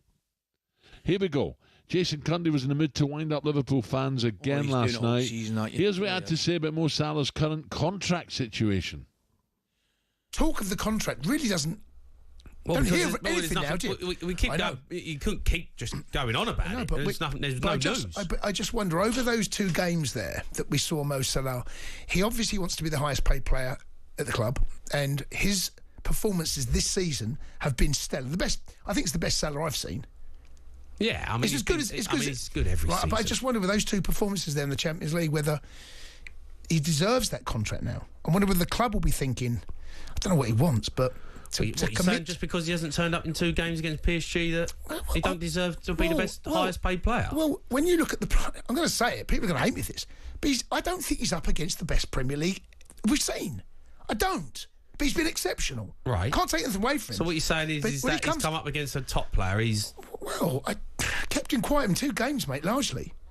Is he worth that 400 grand he wants, or whatever it is worth? Yes, he is worth 400 grand. Wind your neck in, will you? Dear, oh dear. Ali, that grimace on your face tells me, do I need a response to Cundy? Is he a numpty or what? He's brilliant, by the way. I've got he's brilliant. Now, in answer to the question, let's put the whole thing into perspective here, right? There's nobody on the planet worth 400 grand a week, right? Yep. Nobody at any job, whatever you do, there's nobody on the planet should be getting that money. But he is the best at what he does and should be paid accordingly to the market. All right, so if he turns around and says, well, you won't give me it, see you later, I'm off to Saudi. And that's what he'll do. Does that help Liverpool? I don't think so. No, of course it doesn't. No. I mean, he has been absolutely outstanding this year. I agree. Although the only thing I would say, is it Nuno Mendes, the left back for PSG, has played him unbelievably well. As I said, I didn't see last night, but he played incredibly well in Paris and ended up getting substituted with 5-6 minutes to go. In fact, I think he came off before Nunes laid it on a plate for Harvey Elliott to score. So I take Jason's point. The last 2 games, he'd probably been slightly disappointing, but his season has been phenomenal. Right, up the road, Scotland boss Stevie Clarke has said there's a 75% chance he'll leave his position as Scotland boss after the 2026 World Cup. Ali, I don't understand why he's coming out with that, to be honest. I really like Stevie Clarke. So do I. He's done a great job. Why would you come out with that now? Well, why would you come out with 75%? I mean, as you thought about it and say, right, I'm 75% going to leave. Why not 72%? I don't get it. I don't get it at all. Listen, he's done great, and he's got us back to, major tournaments, which is fantastic. Answer me about that. No, for Scotland. No. How do you mean no? Listen, you'd have to take a big pay cut. There's nobody more passionate about a national team. I absolutely love what he's done, and seeing all the guys travelling and going to Germany was just sensational. Who should get the Rangers job then? Who should get it? I told you. I mean, I don't. Too late now, and it's easy. You'll think I'm jumping on the bandwagon, and I think they get beat last night. I haven't even seen the result last night. But I think Frank would have been. Stevie, obviously. What are you talking about? He's not going to leave Coventry for Rangers. No, I'd have said before Coventry, I'm not going to involve in that silly nonsense. I mean, that's just. I'm not going to involve. In fact, move on. Still to come on breakfast this morning. Superstar Breakfast preview on talkSPORT with Travis Perkins. From excavators to skips or cement mixers to pressure washers, Travis Perkins Hire has all your landscaping needs covered. Okay, Sabres and breakfast favourites Gabby Bunhorn and Ray Parlour join the show. Ray looks pumped up, by the way. Has he been to bed yet? We'll find out. Looking great. 1984 European Cup winner Mark Lawrence will give his thoughts on Liverpool crashing out the Champions League.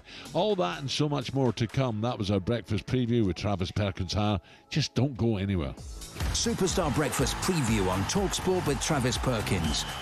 It's easy to hire at Travis Perkins with a Travis Perkins trade account.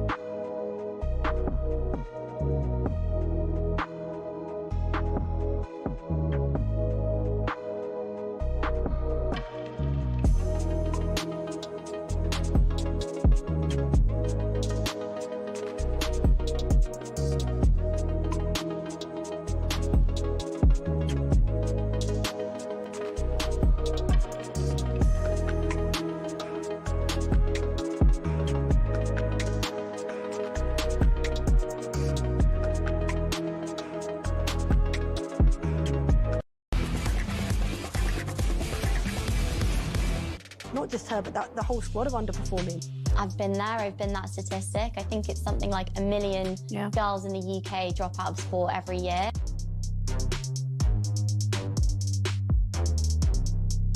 Hello and welcome back to the kickback. You're looking a bit heavy, Callum.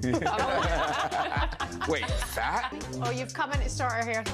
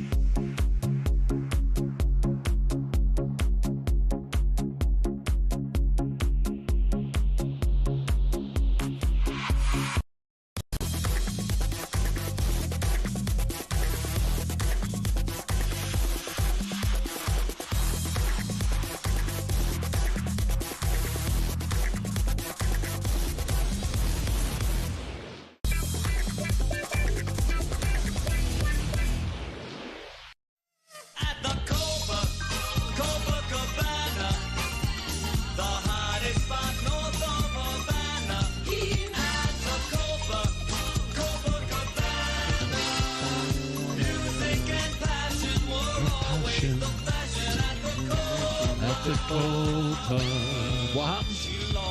They fell in love. 7:52, and if you're having a wee bet in the bumper last race today, maybe, just maybe, Copacabana could be the one. Right, let's Shaban's here again, 7:52. Shaban, what we got? Well, there is a lot of reaction to Manchester United's plans for their new stadium. Some of the headlines in the papers today: Man United's £2 billion risk. United's £2 billion new stadium is back page of the Times today. £2 billion project set to take about 5 years to build. It will be the centrepiece of the Old Trafford regeneration. Breathtaking, really, when you do look at it. It's futuristic. It's got 3 peaks to kind of replicate the Devils. Pitchfork, Trident. Oh, okay. Trident, well done. Well, I think that's that now. Like you earlier, I could have made that up, but I'm sure Jamie said it was replicate the Trident of a Devil. You'd be right. Can I give you one quick piece of advice? Take it. See if you are doing that. Just carry on as if you... certified. Yeah, that's what I do. Said Lord Foster, the guy who... Carry on. If not, I've given him a great idea there. On social media, though, it's been compared to Minehead of Butlins. Lord Oh, I saw that. So the guy who... Shard? Did he do the Shard and he did the Eiffel Tower? No. It was Gustav Eiffel. Gustav Eiffel did that. What, he wasn't... he wasn't about when that was built. Gustav Eiffel. Might have done the Blackpool Tower. When did it go in New York? Tower. When did... no, I'm stinking amongst the Statue of Liberty. Who did that? That was a present from France. Was it? Yeah, Statue of Liberty, yeah. Go on then, who was I think I might have made that up as well. I want to say it was Gustav Eiffel. I'm going to check that. Check it. You two will chat. Wasn't Foster, then I've just aged him dramatically. By the way, being a good football team is all part of the success of following your club and getting that experience and watching your team win. But these days, and I want to get your thoughts on this, it's also about the match day experience. Well done, Ali. You were some man for one man. By the way, just before you, I'm interrupting you again, right? The copper-clad statue, a gift to the United States from the people of France, was designed by French sculptor Frédéric Auguste Bartholdi, and its metal framework was built by Gustav Eiffel. I mean, that's well, it's not often I blow my own trumpet, right? It isn't. No. You got it wrong. He done the framework, but he didn't design it. So you're wrong. It's all about the framework. You know that. No, you're wrong. It's all about the framework. No, you're wrong. Shaban, sorry. Designs for the planned new 100,000-seater stadium by architect Lord Foster were likened to the Eiffel Tower. That's where I've pulled that one from. In terms of the match day experience, how important is it now to have a good stadium, or is the football not what comes first? Because Barada said he's taking a risk with that, Omar Barada. So look at the King's Dock at Everton. They tell me that's going to be magnificent. I know, and you're right. But I love Goodison, and I'm old. And I was at Forest, and I mean, the City Ground was absolutely magic on Saturday. I've been to Everton this season a couple of times. It's just brilliant. But I know time stands still for no man, and you got to keep up with it. By the way, when's the Old Firm game? Is it this weekend? It's this Sunday, yeah. That's Sunday. You got a few of your mob turning up as there well? is actually. See, we've seen sense. to keep the best derby in the world going, we've relented and say, get lost, Rangers. We'll let some of you very much. We'll let some of you relenting. You might have to pay double to get in, but it doesn't matter. How many fans are getting? I'd like to take this opportunity on behalf of all the Rangers I think fans. about Thanking you for 6,000, did they? Wow. So 6,000 I'm you not get? sure, actually. Wow. I'm not sure. Your boys will be going, won't they? Boys are going. Well, how did they get tickets? Big Andy. You know a guy? Who? Big Andy. Andy who? Big Andy S. Big Smiley. But I thought he's a blue nose. He's a blue nose. Well, I'm not going to sit in the Celtic end, are they, my boys? He gets 6 tickets, does he? I'm not sitting any more on it. Have your boys ever done that? Sat in the Celtic end just in case? My first Old Firm game was Hampden League Cup final. Big Derek 1-0 Rangers, and I was in the wrong end. I was in the wrong end of the north stand. He got up above. Who did he get up above the head? Billy and fullback. Yes, Craig. Yes. Oh, well done. Oh, what do you mean well done? Well done. I was there. I know, but I didn't think you'd remember a Rangers goal. It was crossed from the right hand side, right in front of your mob. Correct. Yeah. And I got tossed out. Did you really? Did you? Did they huggle you out? Well, I just sat there greeting, and this guy kept on the go me. I don't think you could do that. A lot of people do it. If it gets them there, they'll sit quietly, and then if their team they start undoing the jacket and they've got the top on. You see it on social media all the time. I don't think you could do it. People at the wind up, but you just sit there quietly if you wanted to watch it, right? I still don't think you could do it. I was only a kid though. When was that? 70. Well, there you go. I was 11. I remember my sister did it as a kid. I remember she would be in the Rangers end watching Celtic. I remember that happened, but I shouldn't have said that. It's amazing that. Can we go back to the stadiums, by the way? Because if you look at the Tottenham Hotspur Stadium, for example, they've got an unbelievable experience, and that's part of the project and the plan. But they've won nothing.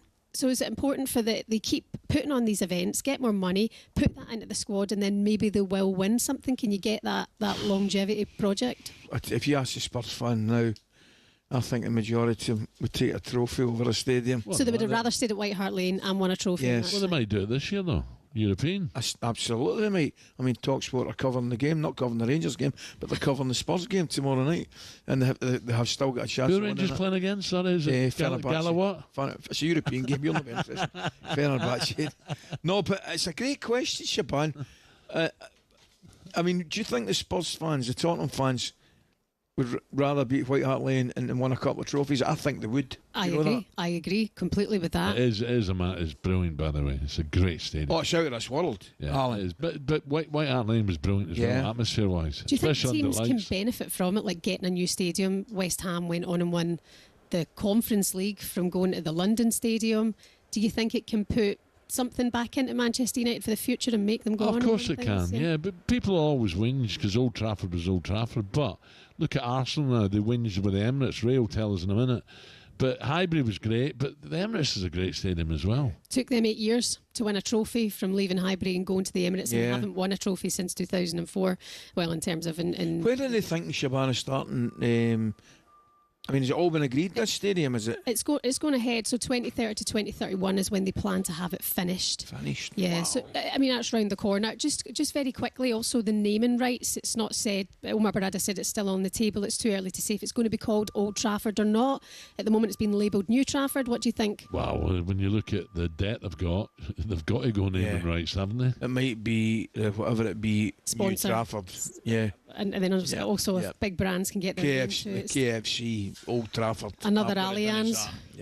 Other takeaway chicken brands are available, I believe. McDonald's. Just to keep ourselves covered on that. talkSPORT here, who incidentally aren't covering the Rangers game tomorrow. But it's about time Ibrox said there's something done to it, isn't it? New gates or something? The stadium's okay. It's a team. Go. Oh, come on. Don't away you go. It's falling to bits. Needs a lick of it's falling to bits. You still get scaffolding up your floodlights. The boys can't see the game, man. What's that stadium all about, Celtic Park? They call it floodlights 1901 up, and the boys just look on there like we can't see it for that Gustav Eiffel floodlight in my face. At least you didn't bite. Oh, dear. Castle Grey Skulls here. Anyway, we're going to break. Right, Ray Parlour coming next, Shaban. Thank you. Thanks, Shaban.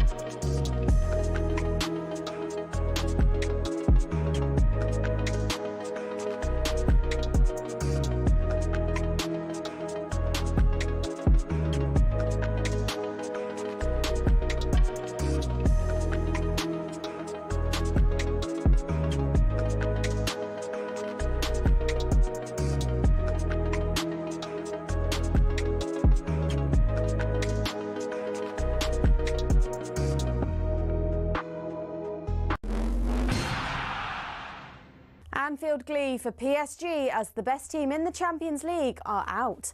A painful penalty shootout saw 2 Liverpool spot kicks saved. Adrian Durham was just stunned. I mean, I've got to ask some serious questions here. And one is, why on earth, after the performance he just put in, coming on as sub, would you have Darwin Núñez as your second penalty taker? Arne Slot was gracious in defeat. It was the best game of football I was ever involved in. Over 90 minutes, I don't think we deserve to lose this game of football today. Over 180 minutes, maybe. But the Eagles have already started circling. Liverpool kind of had this coming. They've kind of had this coming. They were terrible over in Paris and they got away with it. Yeah. Tonight they couldn't score, couldn't get past them. They can't keep putting in performances, Liverpool. I said they've not been great all season. People think I'm being bitter. Tonight proves it. 2 British teams left in the competition now, and frankly, if Arsenal fail to make the quarters with a 7-1 first leg lead over PSV, Mikel Arteta better pull out a pen and paper and write his resignation letter on the touchline at the Emirates tonight. Still, an unusual position to be in. It is unique, but as well understanding as well how the game was played a week ago, and the fact that everything went in the right direction for us from the beginning. Villa's teeny little 3-1 lead doesn't seem that impressive next to that, but it's an advantage nonetheless. They're at Villa Park against Club Brugge tonight on talkSPORT from 7 p.m. And Unai Emery admitted now he's got a taste for it. He wants them to be in Europe all the time. Maybe even the first objective I had when I arrived here was to be in Europe. And we got it last year, this year. And to be contended for a trophy. Everything we are doing, of course, hopefully we can keep for a long time. Elsewhere, it's all very well having a shiny new £2 billion stadium, as Sir Jim Ratcliffe announced yesterday. But talkSPORT's Darren Bent pointed out Man United should probably get a team that befits the stature of the club first. I dread to think, well, I don't dread to think because I'm not a United fan, but where Manchester United are going to be, how bad the club will be by the time this new stadium is finished. Yeah. Like, where are you going to be? I can't see you winning the league anytime soon. For all the latest on that injury to Trent Alexander-Arnold, head to talksport.com. And remember, there's another huge day of Cheltenham action ahead. talkSPORT really is the only place to be.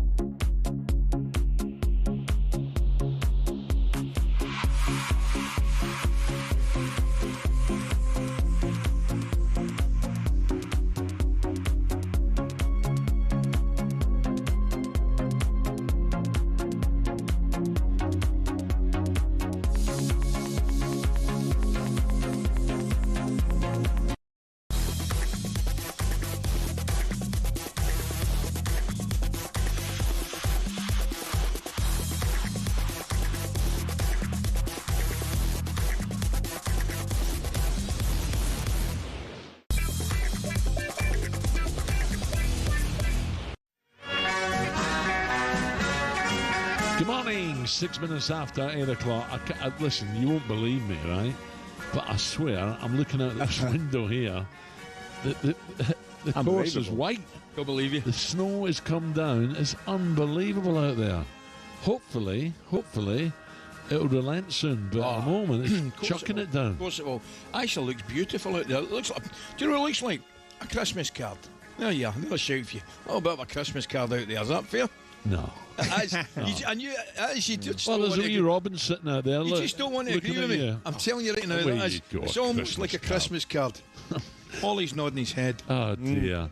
On the way for you this morning, Liverpool are out of the Champions League and did so after 120 minutes of elite-level football on Carabao Cup final week. How much hope can Newcastle take from that this Sunday? 03717 22 3344. Geordies, give us a call. Liverpool legend Mark Lawrence will be with us right here in the Coral Box at Cheltenham Racecourse, as will 31-time festival winner Sir A.P. McCoy. Plus, we'll cross to Benidorm, oh dear, to get a flavour of the atmosphere from that particular Cheltenham vantage point. What's it called again? The Winning Post pub, isn't it? No, it's known there. Many have flocked out there, and I'm told it's roasting 18 degrees right now. We're trying to get hold of someone out there. At the moment, we've got a right numpty called Aussie, but we'll see if we can get someone better. Speaking of parties, it's time to welcome onto the show this Arsenal Invincible. Still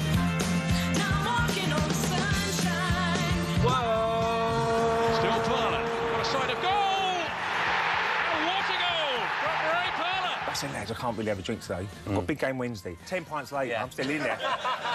I can't believe I scored in the cup final. What comes over? A burger, no chips. He was going, chips.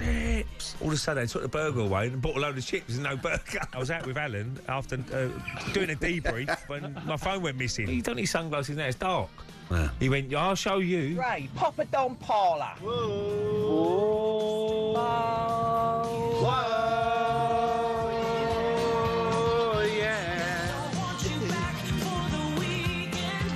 You may ask yourself, 32 waistline still, slim as you like, 10 pints of Guinness yesterday.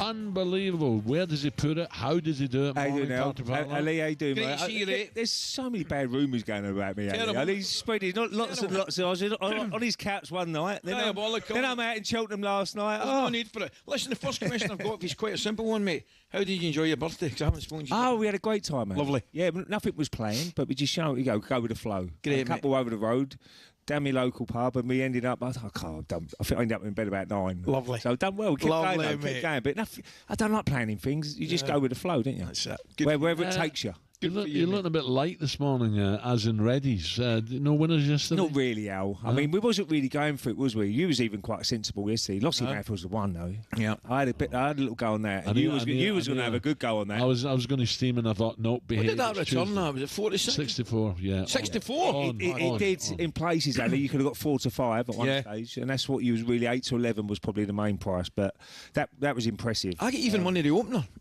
Did you? Mm-hmm. But yeah, it's a good racing though. Yeah, Steve looks like a snowman. He's just walked in. Look, Steve was looking quite magnificent. By the way, he brings all the gear, doesn't he? He's got all the gear. He looks the part. Aye. All the gear, no idea. Well, I'm glad you said that.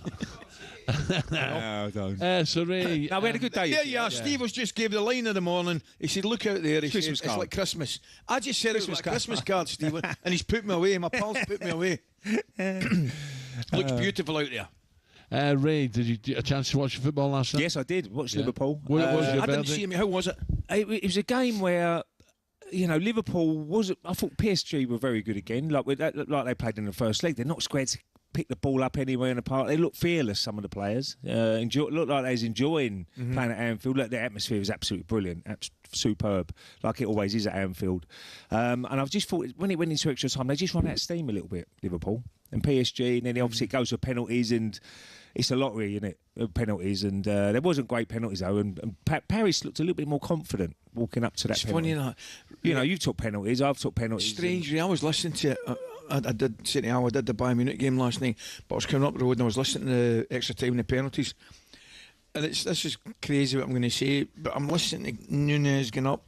And I'm thinking myself, he's not going to score. Yeah, absolutely. And he was second. He was a second penalty taker. I know. Surely there's put your best ones on first. Of course you do. Yeah. Well, of course you do. Mo Salah took the first one. Yeah. And then it was Nunez. But yeah, I'm sure Liverpool fans are disappointed because it was a great. I'm not being rude, but Villa in the next round. It's a great draw. Great draw on that side. So.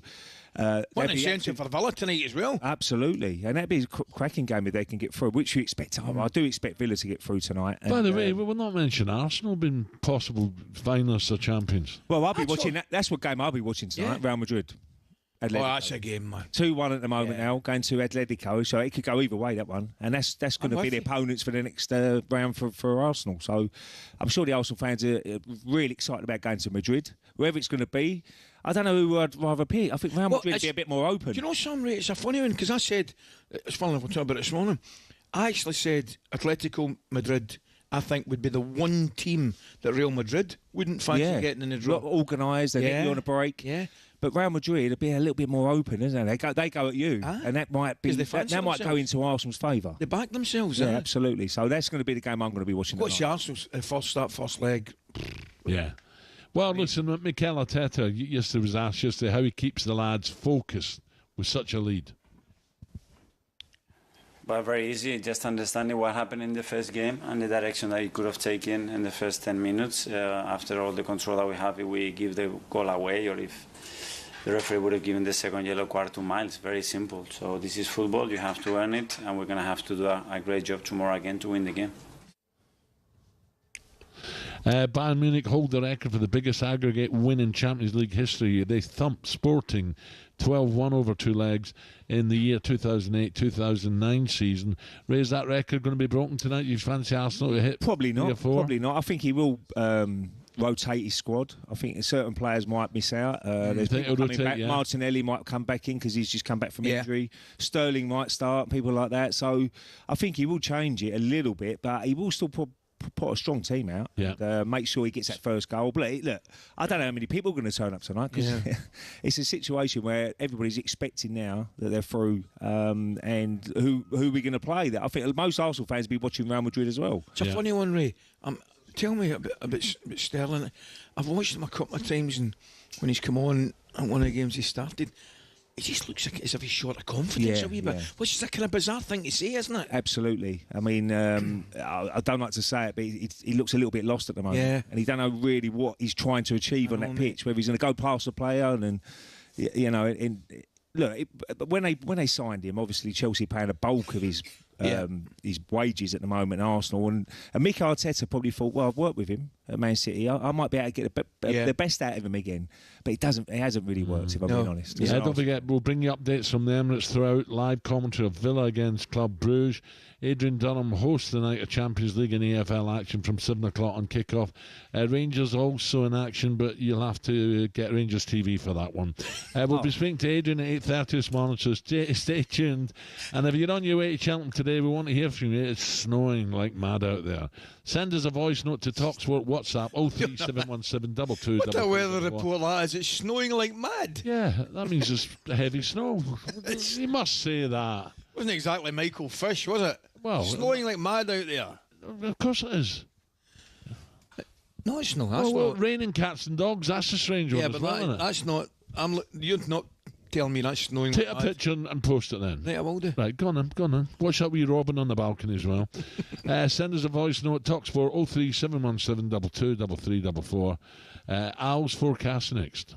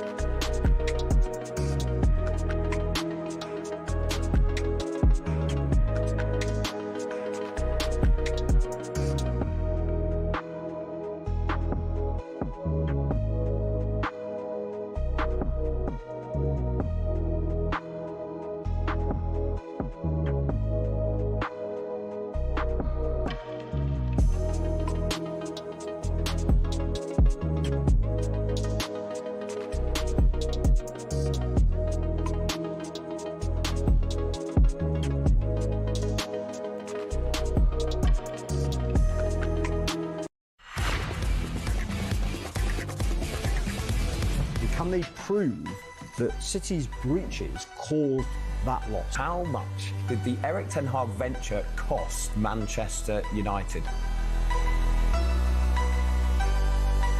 There's a proposal to ban state-controlled clubs from English football. It isn't about Edu not believing in the Arsenal project, it's perhaps about Edu wanting more power.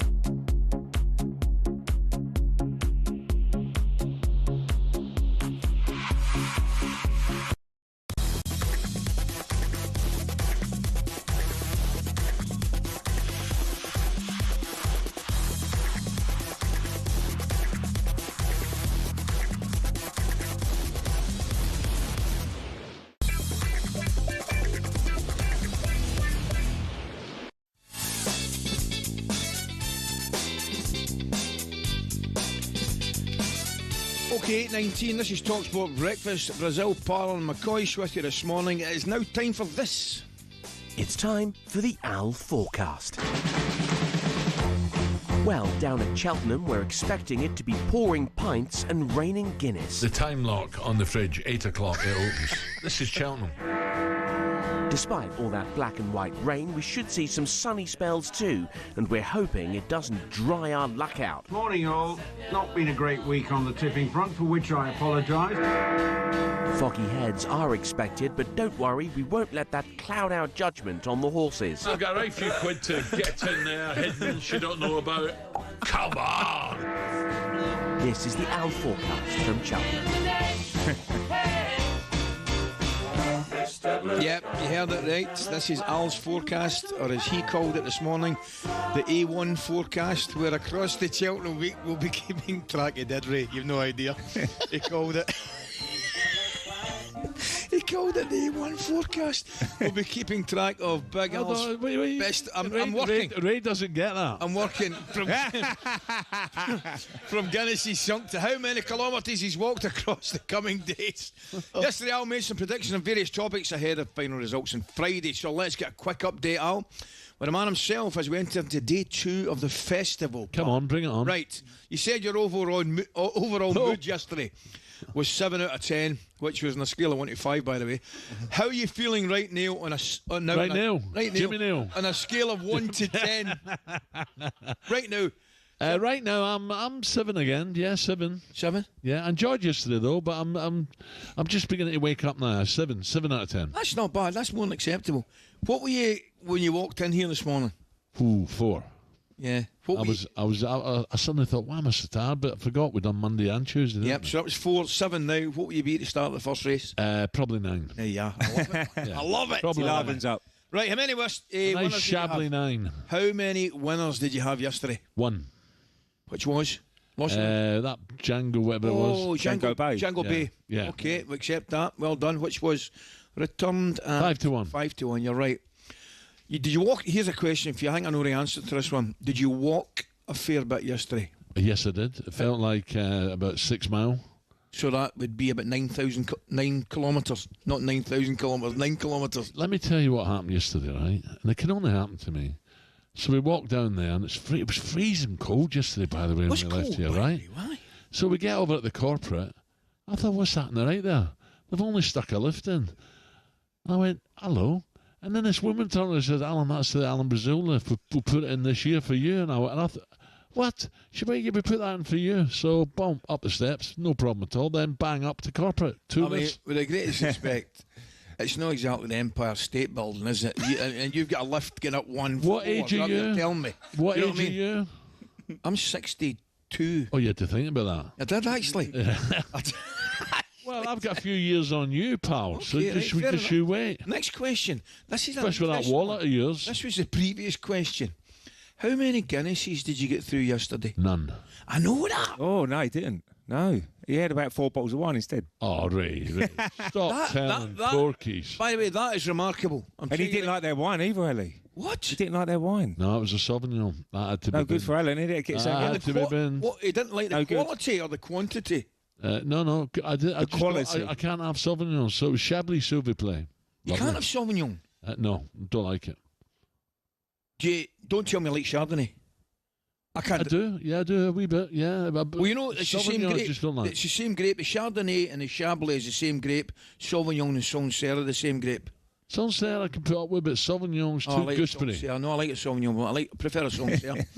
Right, well, there's another question here, but we're not keeping Simon waiting any longer. There you have it. Tune in at the same time tomorrow for that massive, riveting news, that conversation here. They got another update from the A1 following day 2 of the Cheltenham Festival. Time now to get the latest odds with our good friend Simon and Coral. The Coral Daily Download on talkSPORT with Coral. We're here for Cheltenham 2025. It's too big to miss. 18+ gambleaware.org. You all right? It's not me, it's that tube down in London. That tube down in London's got it spot on. He's pressing all the wrong buttons. He's on the A1 right now, that tube down in London. He wants to be heading back home up north, the way he's going. Simon. Good morning, Simon, guys. Good morning. How are you?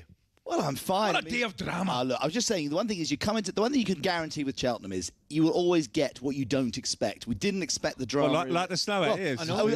You've ruined my line, right? Oh, sorry, Simon. I was going to say, we had the drama in the Champion Hurdle, Madgeborough making that mistake and jumping badly. Should have won. And then, as you say, waking up here and coming down. I mean, it's unbelievable out there for people listening. You can tune into YouTube and watch the scenes behind the guys here. But I mean, I was looking back. The last time I can remember snow falling and actually settling at Cheltenham was 1996, the first day. Do you remember? Collier Bay won the Champion Hurdle. Yeah. But in the morning, we woke up because it wasn't forecast, and they actually were inspecting because they were worried it was going to be on. Half free one for me. Got me right out of trouble last race.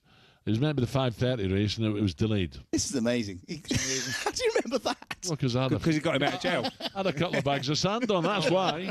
5-2. Absolutely legend. Simon, listen, you mentioned the drama. I don't expect you to answer this question, but... Well, don't ask him it then. I was doing a little bit of research. Good. That's when you study things, what you're going to...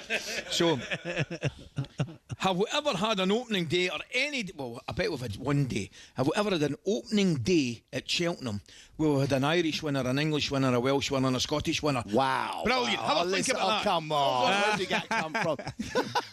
That's what research does for you. That's a very good point. Because Rebecca Curtis, Lucinda Russell, great win for that was a well-backed favourite. That might have been the best one of the day. That's what I bet. Yeah, her and Peter Scudamore are amazing. Tremendous. That looks a really good race. Will that go to the national? Next year. It's not. I don't think it's in the national this year. No. I think it'll be a national, like Corus Rambler. Absolutely. Yeah. I mean, look, I think it wasn't what we expected. I think there was an anticlimax after the Champion Hurdle.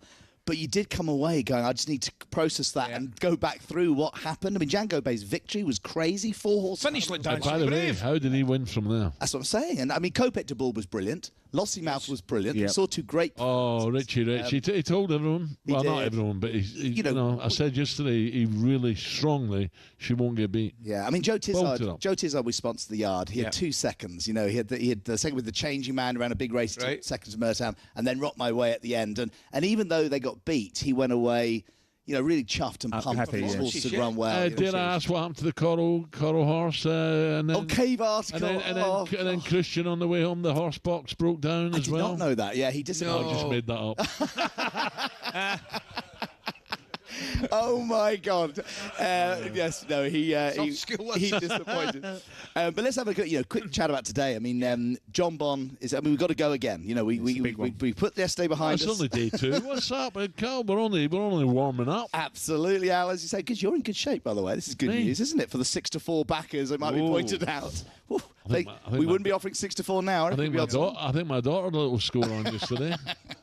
Trying to get you out, wasn't she? Insider trading. Oh my God! John Bon is the big favourite today. Yeah, he's 5-6 to win the champion chase. God, Ballyburn 4-6 to win the Brown Advisory. And then we're having a bit of the beach in the bumper. Oh, Copacabana. Oh, yes. Yes, that's Ed Ware's horse. Yeah, Willie Mullins has 5 of the first 6 in the betting in the bumper. No surprise. Patrick Mullins rides Copacabana. First race, who do you go with? New Lion. The new line Yes. for Dan Skelton. Yes. JP, we want that to win. But final demand. Yeah, Willie Mullins. Willie Mullins. I mean, that's actually that's a cracking race. The yellow clay can't be ignored. Gordon Elliott thinks that's a very good horse. So, and of course we have the Coral Cup, the big race of the day, as I like to call it. Hard to pick a winner there. It is. Just go on. Well, I was just going to say, I was going to drop in our offer because the Coral Cup is exactly the sort of race where you think you might have a narrow finish. We are paying this pitch at the post on all races today, where if your horse gets beaten by a neck or less, we pay it out as a winner. Right. And that is over 18s only. Gamble responsibly. Head to coral.co.uk for T's and C's. What about the cross country, the French horse? I've been told to back the French horse. The French horse. God, what remind me of the name of the French horse? Is it? What's it called? Isio Madrid. What price is it, Steve-O? 10 to 1. See, this is great. This is teamwork. You see? 10 to 1. Yeah. Well, who's told us about that? I can't tell. I can't reveal my sources. Okay, it's a good source. No. Yeah, Barman Dave yesterday. Oh, don't mention him. we do a little bit after Simon. Right, the horse I've been told is the Gopher. Sean Bowen rides that for Gordon Elliott. Runs Cheltenham well. Loves the good ground. Don't know if he likes snow. What are you doing there? Put your phone down, will you? I'm looking at the cross country. Yeah, get the cross country up here. Stumptown is the favourite. 320. Gavin Ellis. And I mean, we've got some. Was it later on in the afternoon? We got unexpected party for Dan Skelton. Is a non-runner. We got the lady. Rupert's tipped it. Non-runner, right? Okay. Is it?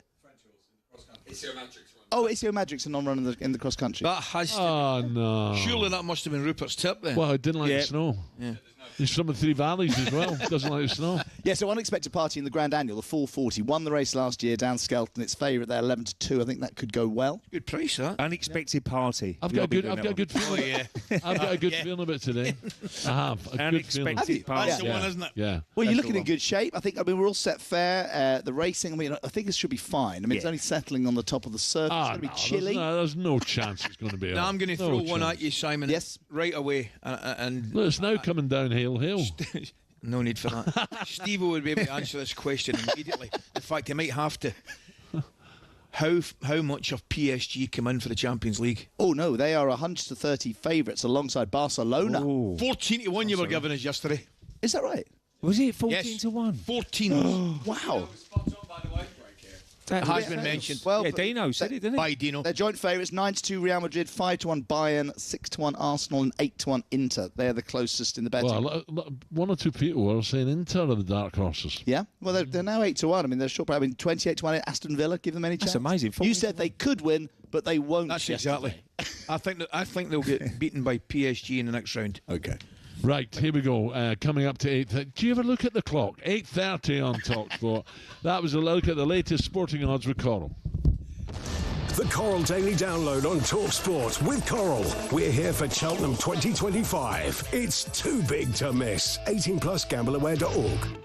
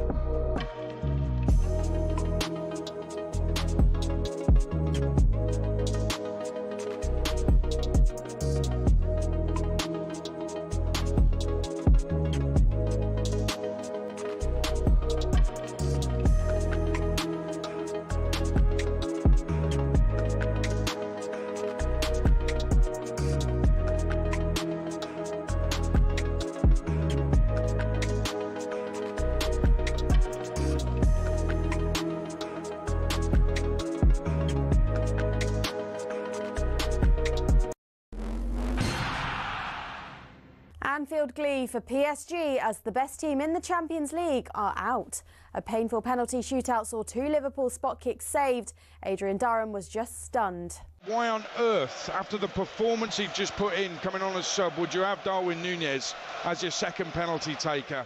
Arne Slot was gracious in defeat. It was the best game of football I was ever involved in. Over 90 minutes, I don't think we deserve to lose this game of football today.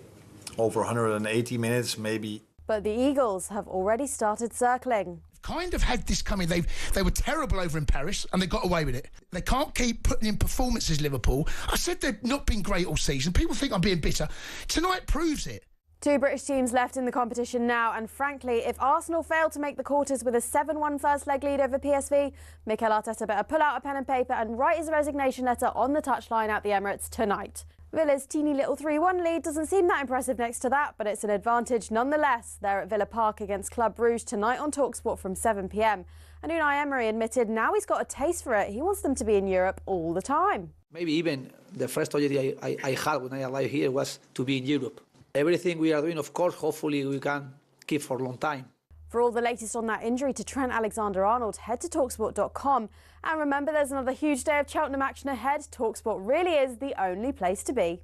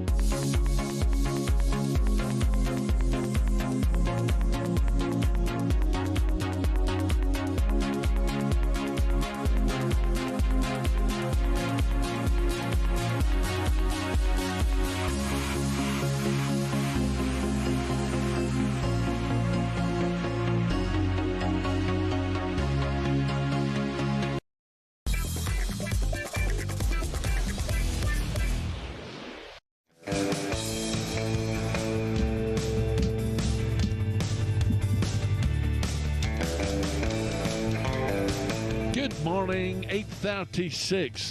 How's that out there, Ray? It's clearing up a little.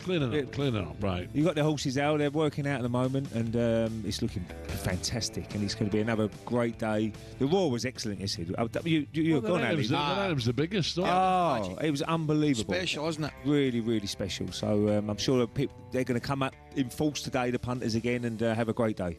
Right, this is talkSPORT Breakfast with Arnold Clark's Rewards Week. Choose from 3 rewards when you buy a car today. By the way, yesterday in the old corporate hospitality, it was packed. Yeah, it was. And Mark said it's the busiest they've been.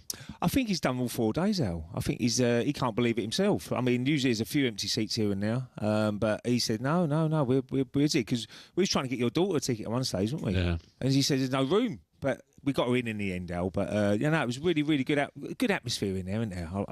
That's really one thing about Cheltenham. Spot, isn't it? Wherever you go, everyone's smiling, having a bit of fun. So one or two gate crashes, wasn't there? Huh? Well, Barman Dave nearly took the memorabilia stand out. He is a nightmare. He is a nightmare. I thought I was on a boat at one stage. I thought he was moving the tent because he kept swaying. I didn't know where I was. I was going, is he on a boat here? I don't know what's going on. Me and Dino. It was funny. Ali and Ray Parlour with me now. There'll be no 7th Champions League trophy, I'm afraid, for Liverpool this season after they crashed out. They went out on penalties last night.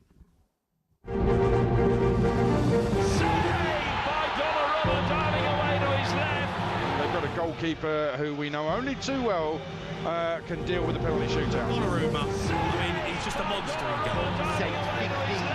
Who we know only too well can deal with the penalty shootout. Donnarumma, I mean, he's just a monster in goal. Couldn't split these two sides. And then it comes down to penalties. Whoa, my goodness me, Darwin Núñez. It's not been his night tonight. You could just see Donnarumma just shifting across to his left-hand side there. It comes down to penalties. Núñez didn't really look confident, I have have to say, Nunes, it's not been his night tonight. You can just see Donnarumma just shifted across to his left-hand side there. Stepping up with his right foot, has a look at the keeper. Oh my goodness! What a save again from Donnarumma. It's brilliant. This is the one that sends Paris Saint-Germain through. And that is it. That is it. Again. Desiree Doué has got the winning penalty for Paris Saint-Germain. And Liverpool are out before the quarter-finals of the Champions League. I didn't think I'd be saying that. Donnarumma, take nothing away from him. His saves were absolutely outstanding. Before the quarter-finals of the Champions League. I didn't think I'd be saying that. Donnarumma. There you go. Huge disappointment. Despite taking a 1-0 lead back to Anfield, Liverpool were dumped out of the Champions League by PSG. Let's get more on last night. Build up to the big one on talkSPORT tonight with talkSPORT's voice of live football. Very good morning. It's Adrian Dunham, of course. Adrian, morning. Morning, Aid. Morning. Good weather down there, is it? It's just stopped snowing, so listen, it's not a problem, is it? You know, still it's March, so you know you get it. You know, wayward weather now and again, but I'm pretty sure by the first race later on, Adrian, the sun will come up and it'll be perfect going again. So we look forward to that. Liverpool last night, was that a big surprise to you? It was really. I thought they might just capitalise on the extreme luck they had in the first leg over in Paris when they clearly didn't deserve to win. But Paris Saint-Germain are very, very good. I was surprised with how Liverpool played more than anything. I did think Paris had a really good chance of getting through. But, you know, they won the game over 90 minutes last night, Paris Saint-Germain. They goalless during extra time, so we went to the shootout. And Darwin Núñez, I just don't get it at all. I mean, he did not get up to speed with the game when he came on as a sub. Didn't seem to know where to run or when to run. It just wasn't, he wasn't playing well at all. He let a ball run out of play for no reason. He wasn't good. So why he's stepping up second to take the penalty is absolutely beyond me. You've got Gakpo, who's just come on as a sub. Elliott's just come on as a sub. If I was Elliott, I'd be fuming because he only got the second half of extra time, having scored the winner in the first leg. So I think Arne Slot made some big mistakes last night, and Darwin Núñez second up to take a penalty was probably the biggest of all. What about PSG, Adrian? Because I thought they were absolutely terrific over in Paris.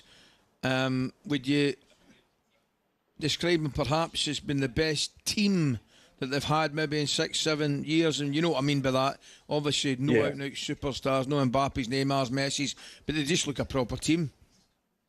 I mean, they have got some superstars, but they're playing as a team. I know exactly what you're saying. It's not about the egos. It's not about one of them trying to be a bigger star than the other. It is about getting the result. And what's been amazing is the transformation in Paris Saint-Germain. I saw them lose at Arsenal earlier in the Champions League, and they were bang average. They looked really flat, hence where they finished in that league stage of the Champions League. They're a completely different animal now. Dembele is unplayable. He was unplayable at times over the two legs. The midfield, Vitinha, who had a little loan spell at Wolves, if you remember. Fantastic in midfield. I like him a lot, Adrian. I really like him a lot. They're so good. So good. All over the park, they're really good. And, yeah, part of them being favourites now, I just heard that they were favourites, is that they're already through to the quarterfinals. But another big part of them being favourites is that they're absolutely brilliant. So it could be they finally break their Champions League duck. Two more games tonight, Aid, for our teams. Arsenal obviously look like they're in the next round. All the Arsenal fans will be watching Real Madrid, I'm sure, Atletico. But the other one is Villa, and we do expect Villa to be too strong at home. It's a great result away from home, wasn't it? Beating Bruges 3-1. And that could be a brilliant tie as well, wouldn't it? PSG, Aston Villa.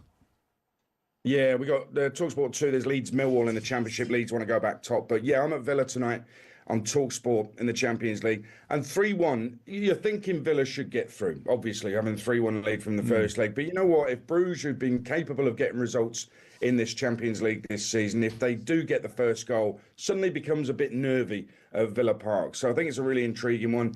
I think Aston Villa will go through. And then you're looking at Aston Villa against PSG, Unai Emery against one of his old clubs. And you wonder if he can pull one of those European rabbits out of the hat for Aston Villa if they do go through. But I think it's all set. I mean, those European nights at Villa Park have been brilliant this season. I was there when they beat Bayern Munich. It was a sensational atmosphere. Those fans can get that going again. It should be a really good night, and Villa could well make their way through to the quarterfinals. obviously, you're right, Arsenal, it should be an absolute cruise for them against PSV. And to some extent, I feel a little bit for Arsenal because they were so good in the first leg. People are kind of just dismissing the second leg. They deserve more credit than they've got for that first leg over in Holland. Yeah. Yeah. Who do you fancy to win it, Adrian? Are you saying PSG or what if Atletico knock out Real Madrid? Who do you fancy? You know what, that Atletico Real Madrid one is so interesting. Real Madrid 2-1 up from the first leg. You know what, I think that you're looking at that tie, and I think Arsenal would rather play Real Madrid than Atletico Madrid, because Atletico Madrid playing a low block. Arsenal struggle to score goals, but they're struggling to score goals against a low block. So I think, weirdly, Arsenal would rather play Real Madrid. So I think if Atletico go through, I think that there's a good chance they could go all the way. Inter Milan against Bayern Munich is a quarter-final to savour. The winner could come from that one. But you know what? Having seen PSG in these two games against Liverpool, I'm actually going to go for Paris Saint-Germain because they're just getting better and better. They've got so many goals in them. I think they can defend. Their confidence running through their camp is absolutely amazing. So I'm going Paris Saint-Germain. Adrian, nice one. Enjoyed tonight's game. See you tonight, okay, coming up 8:45, still to come on Breakfast this morning. Superstar Breakfast preview on talkSPORT with Benchmarx Kitchens and Joinery. Get trade prices on kitchens to suit all styles and budgets at Benchmarx.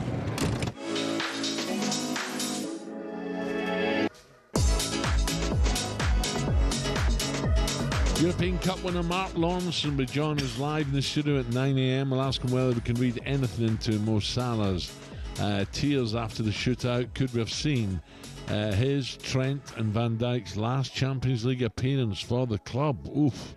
Plus, 31-time winner here at Cheltenham, Sir A.P. McCoy will tell us what it's like to ride a falling horse after yesterday's shocker for Constitution Hill, and Stateman, of course, in the Champions League, Champion Hurdle, excuse me. That was our preview with Benchmark. We've got a cracking last hour and a bit coming up. Stay with us. Superstar Breakfast preview on talkSPORT with Benchmarx Kitchens and Joinery. All our Benchmarx kitchen doors come with a 5-year guarantee. Terms and conditions apply.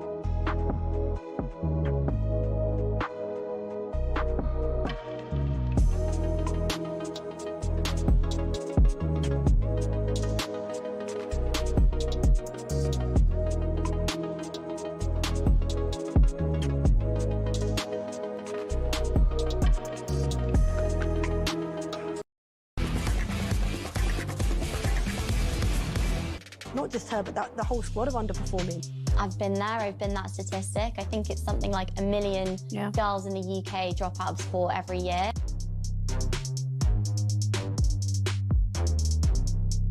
Hello and welcome back to the kickback. You're looking a bit heavy, Callum. Wait, that? Oh, you've come in to start our hair.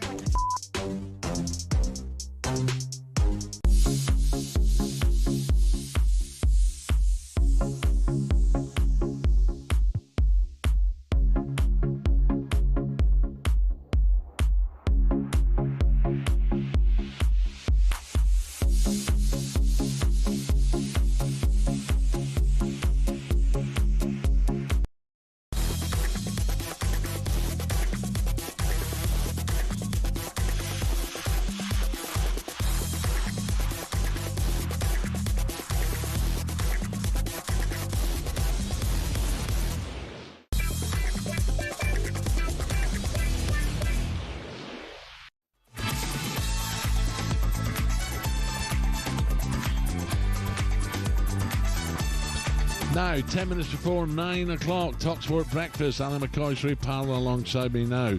At Cheltenham, decided to increase the price of popular beverage Guinness, a pint, by 30p.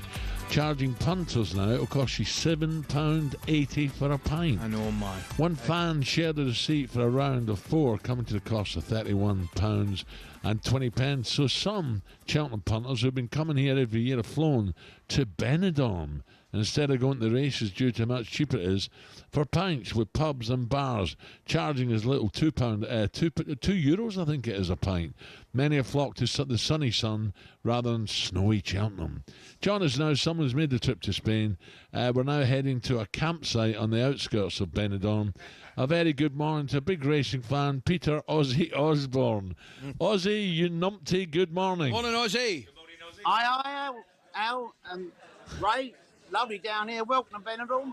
20 degrees. The current's out. Terrific. Got the lads. How many have you gone with? How many punters are out there with you?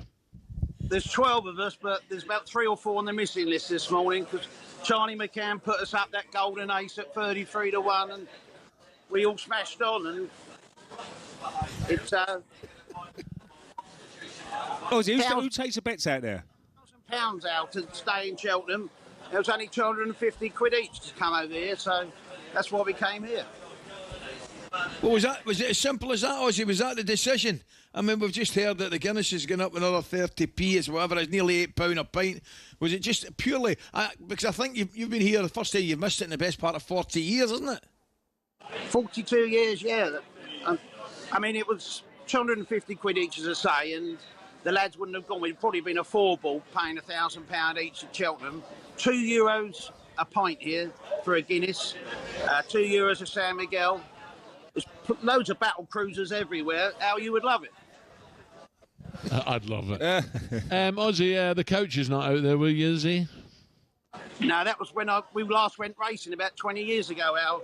Remember Paris for the Arc, and I messed up the rattler, and you were like Steve McQueen going through the city on the bike, weren't you? Ozzy, I'm just thinking, you and the boys you'd as well just staying out there for entry coming up in a few weeks. For good. Yeah. Yeah, I mean, it's great. It's such a lovely place. I don't like flying. Iron Bird took 2 hours, but we're here now and go back after the Gold Cup on Friday. So, Ozzy, is it the winning post, the pub all the punters head to? How many Brits are out there watching the racing? Oh, everywhere you go. Last night there was shirts, England shirts, Liverpool shirts. They all got covered up pretty early.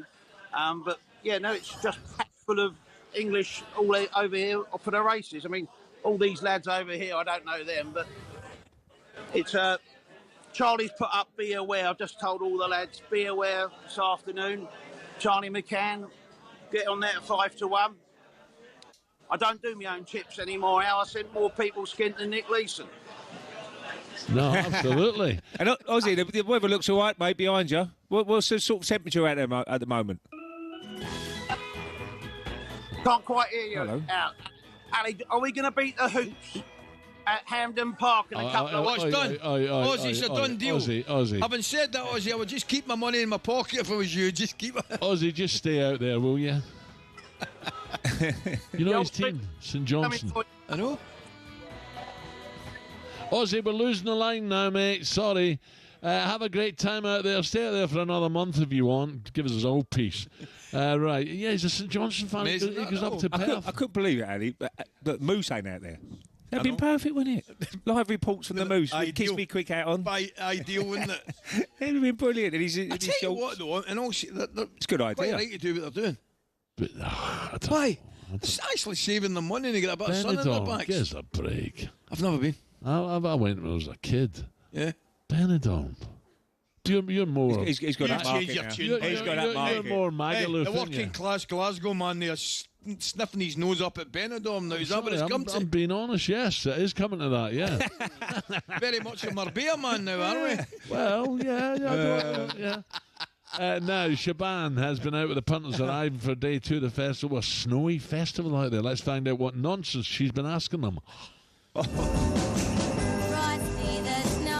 Brazil's in there.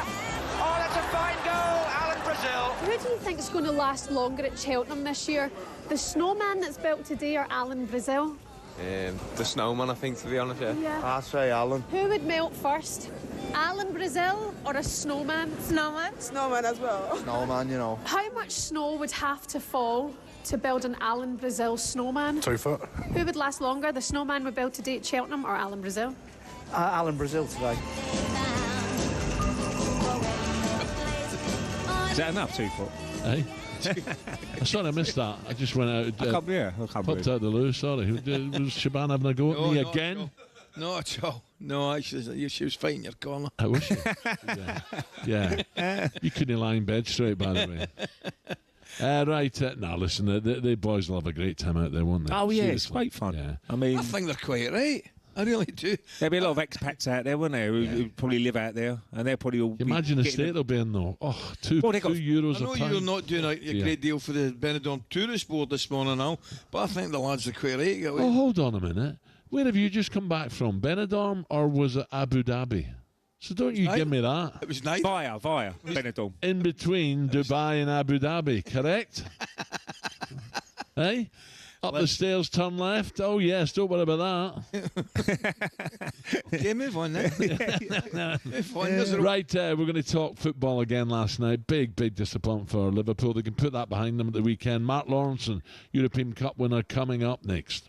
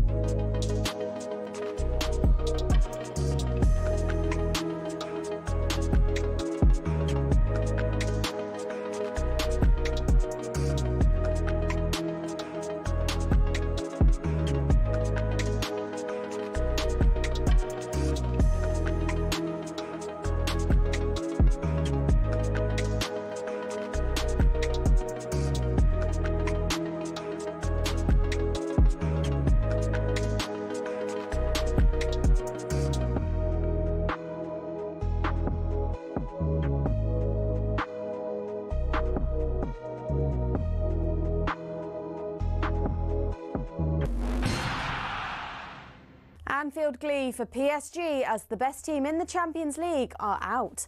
A painful penalty shootout saw 2 Liverpool spot kicks saved. Adrian Durham was just stunned. I mean, I've got to ask some serious questions here. And one is, why on earth, after the performance he just put in, coming on as sub, would you have Darwin Núñez as your second penalty taker? Arne Slot was gracious in defeat. It was the best game of football I was ever involved in. Over 90 minutes, I don't think we deserve to lose this game of football today. Over 180 minutes, maybe. But the Eagles have already started circling. Liverpool kind of had this coming. They've kind of had this coming. They were terrible over in Paris and they got away with it. Yeah. Tonight they couldn't score, couldn't get past them. They can't keep putting in performances, Liverpool. I said they've not been great all season. People think I'm being bitter. Tonight proves it. 2 British teams left in the competition now, and frankly, if Arsenal fail to make the quarters with a 7-1 first leg lead over PSV, Mikel Arteta better pull out a pen and paper and write his resignation letter on the touchline at the Emirates tonight. Still, an unusual position to be in. It is unique, but as well understanding as well how the game was played a week ago, and the fact that everything went in the right direction for us from the beginning. Villa's teeny little 3-1 lead doesn't seem that impressive next to that, but it's an advantage nonetheless. They're at Villa Park against Club Brugge tonight on talkSPORT from 7 p.m. And Unai Emery admitted now he's got a taste for it. He wants them to be in Europe all the time. Maybe even the first tragedy I had when I arrived here was to be in Europe. And we got it last year, this year, and to be contended for a trophy. Everything we are doing, of course, hopefully we can keep for a long time. Elsewhere, it's all very well having a shiny new £2 billion stadium, as Sir Jim Ratcliffe announced yesterday. But also what Darren Bent pointed out, Man United should probably get a team that befits the stature of the club first. I dread to think, well, I don't dread to think because I'm not a United fan, but where Manchester United are going to be, how bad the club will be by the time this new stadium is finished. Yeah. Like, where are you going to be? I can't see you winning the league anytime soon. For all the latest on that injury to Trent Alexander-Arnold, head to talksport.com. And remember, there's another huge day of Cheltenham action ahead. talkSPORT really is the only place to be.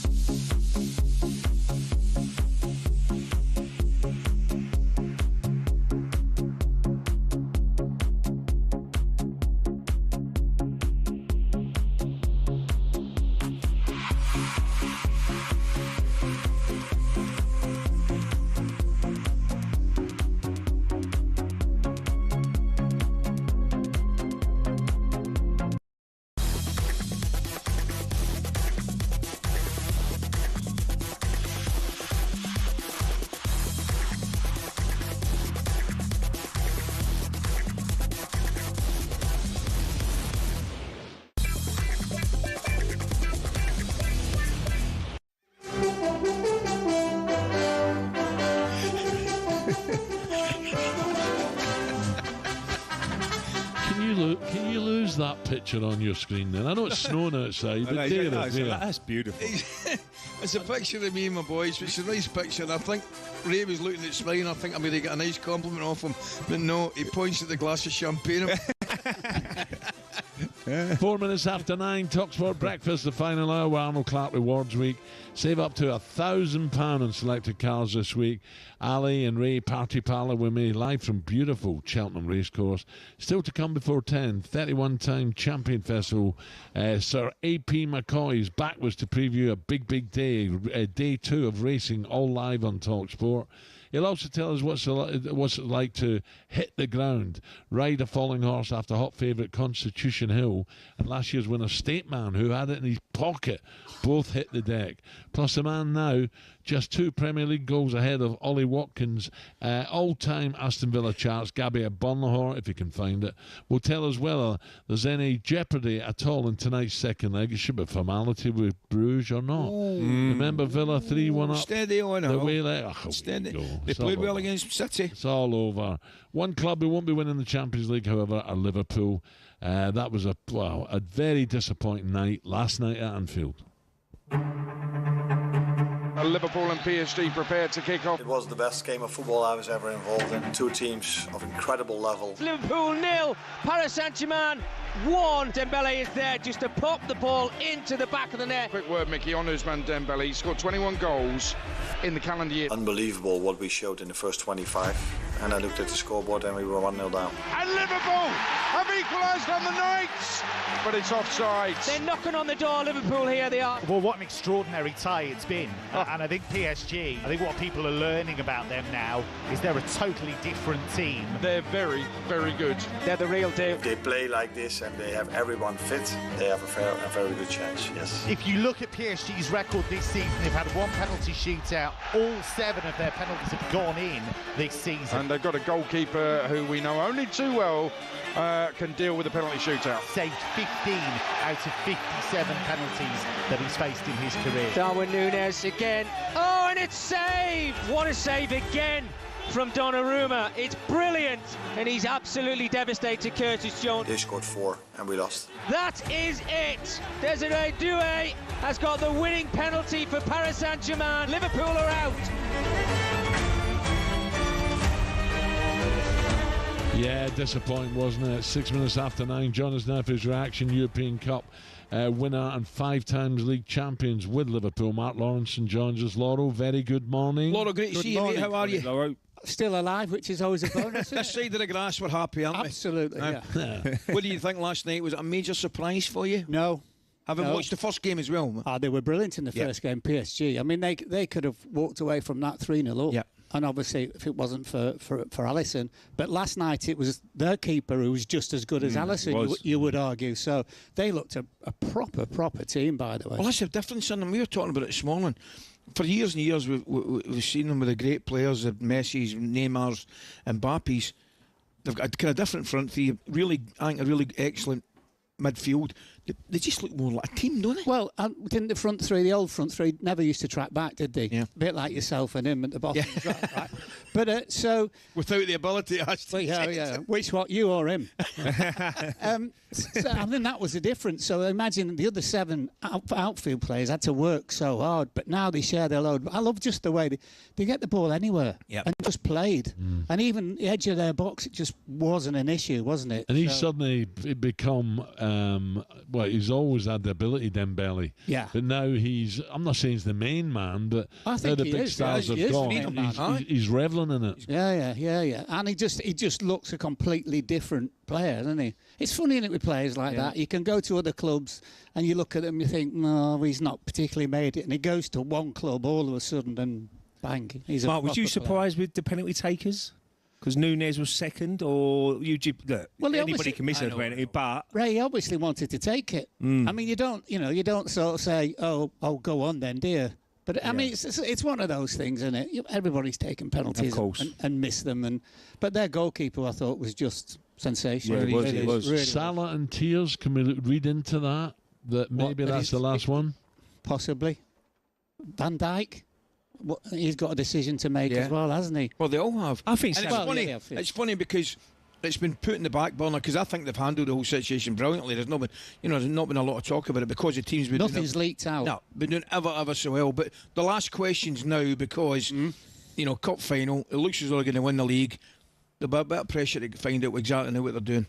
Yeah, definitely. I mean, if you were in the shoes of the owners, you'd give 2 years with a 1.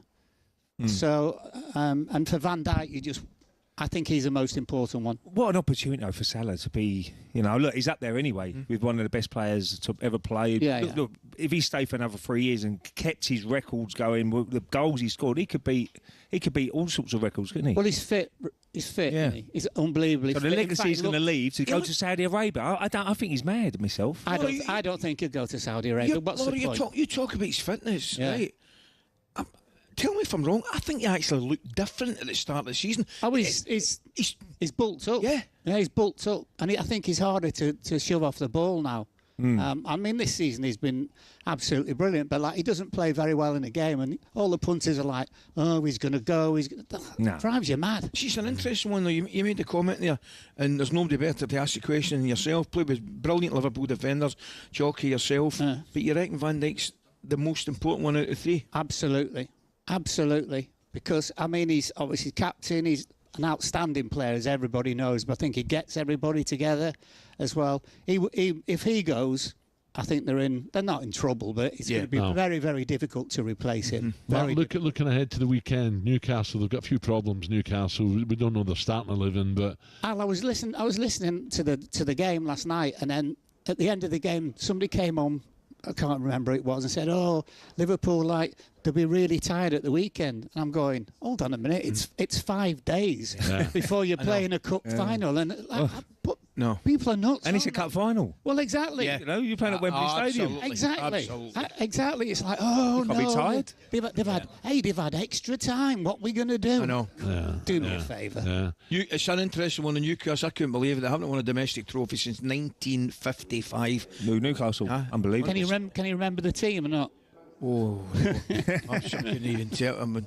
That's well, but even somebody Milburn had been there, wouldn't he? Jackie Milburn. But they've got some big players out as well, haven't they? Newcastle. Yeah, Gordon, he's a big player. Will Isak play? And the left back. He's good. Yeah. Isak will play. So that's going to be some battle. Him. By the way, you'd take him, wouldn't you? Yeah. Oh yeah. I think. You know, Laurel, I think he's one of the best at the moment. Might be the best at the moment. Yeah. Out and out centre forwards, got the whole package to his game, and he's maybe the only one I've really give the two Arsenal boys a really hard time. Well, he goes past people as well.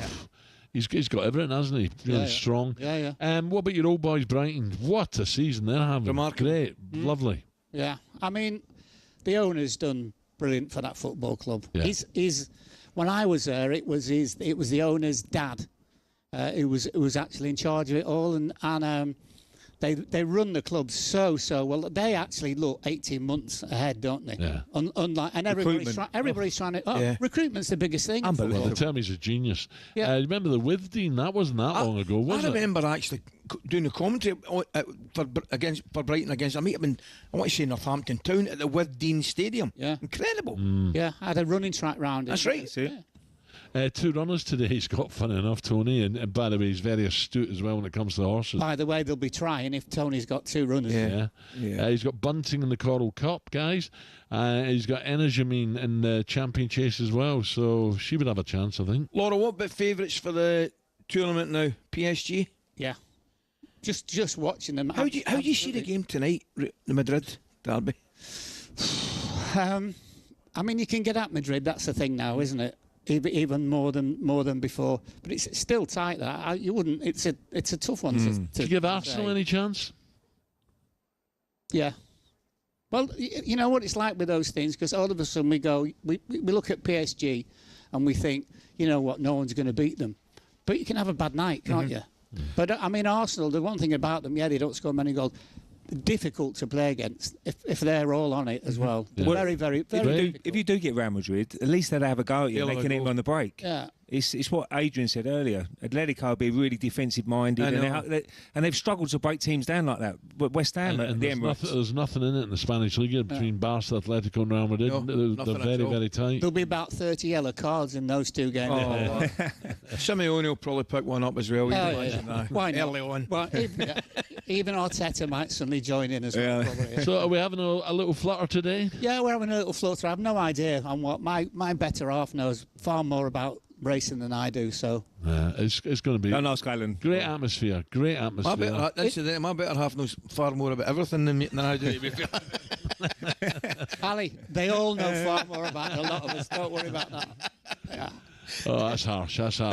Mark, great to see you again, mate. Great to see you, mate. Thanks for coming in. And good luck at the weekend. Are you going down to Wembley?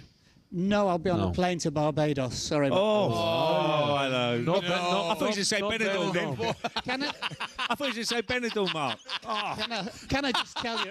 Yeah, it's tough at the bottom. Honestly, it is. There you go. So you're going to give him stick now? No, he's in the gang. Beautiful. I've got a badge. Lovely. Lone Star, that's the one for lunch. Oh, happy days, yeah. Dave Whelan. Yeah, love it there, mate. Brilliant. That's the best place for lunch.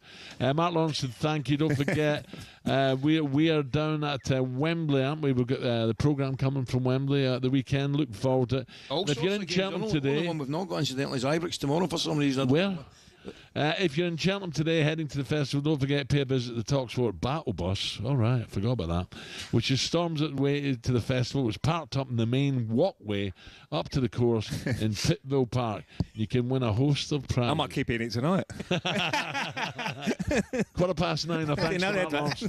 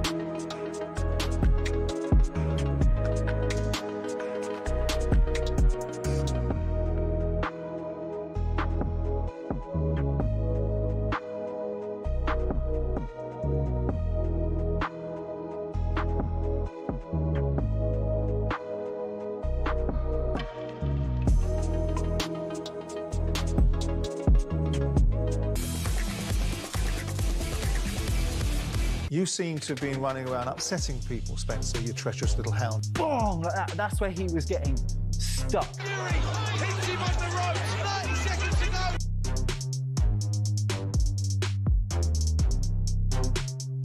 Opinions are opinions. They're like backsides. Everybody's got one. I stand by that. I still think it was a terrible decision. Well, it takes two to tango.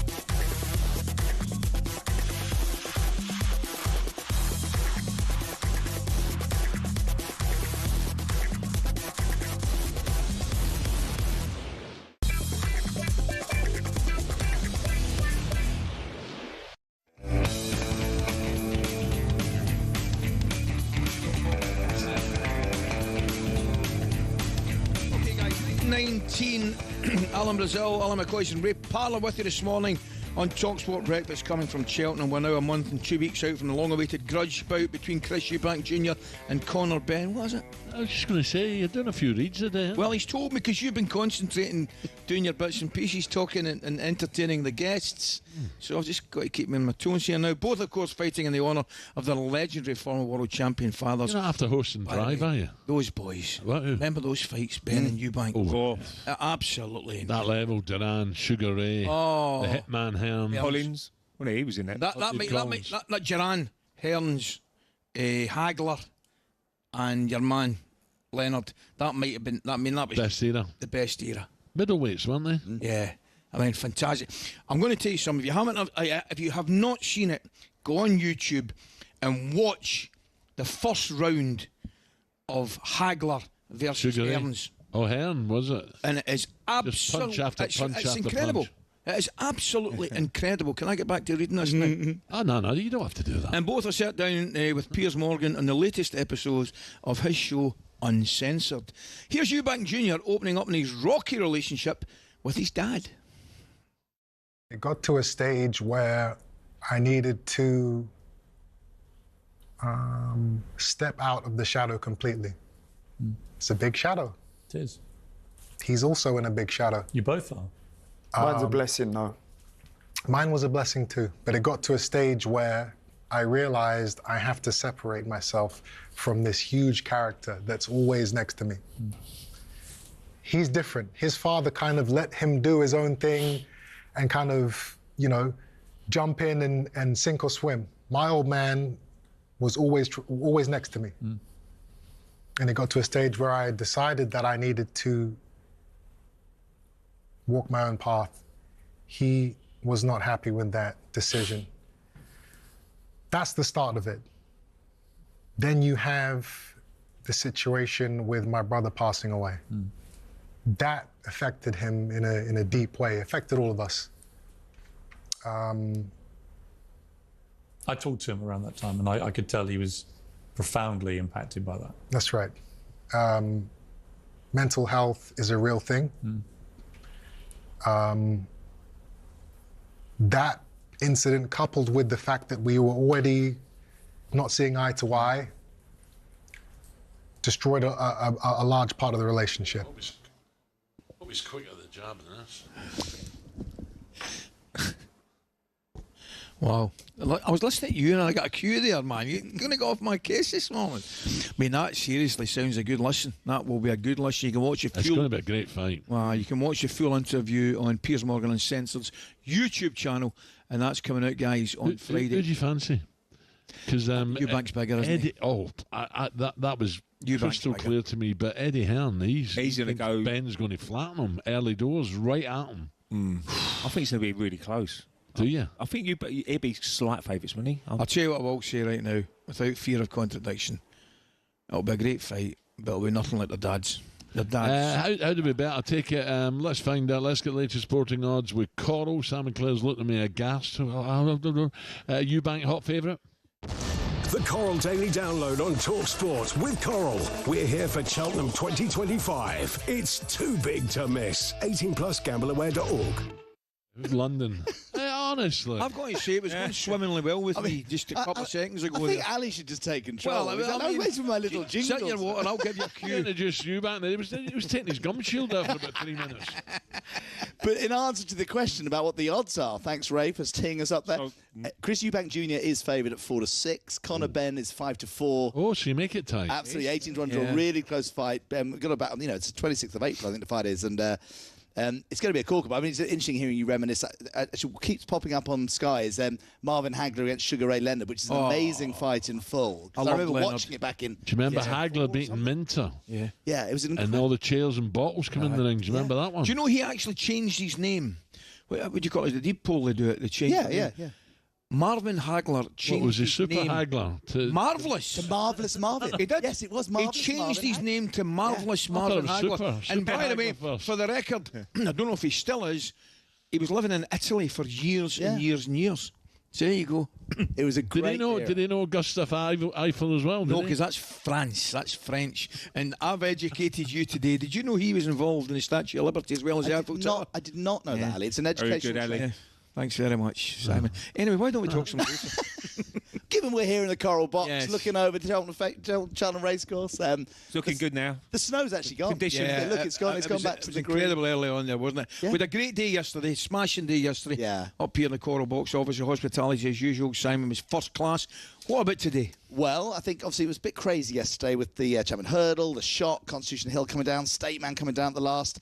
I suppose we're hoping for something slightly more normal today, but it's very, very competitive. I mean, first race is the big clash between the New Lion and Final Demand. What are we thinking there? Well, listen, I'm in the Dan Skelton camp. JP McManus has bought the New Lion off Darren Yates. It's the best horse Dan's trained, but Final Demand, Willie Mullins, we know how good he is. Yeah. We saw it yesterday. What do you think, Al? You tend to get a good feel for these sort of things? I'm going to keep my powder dry to the second race, Ballyburn. Ronnie Bartlett, owned by a good man, Ronnie. His daughter Hayley is married to Hal Robson-Kanu. I was at the wedding. Yeah. You're at the wedding? Yeah. You get everywhere, I get everywhere. Well, actually, that's I've told a slight fib there. That's not your first, is it? I was at Kenny McDowell's daughter's wedding. Okay.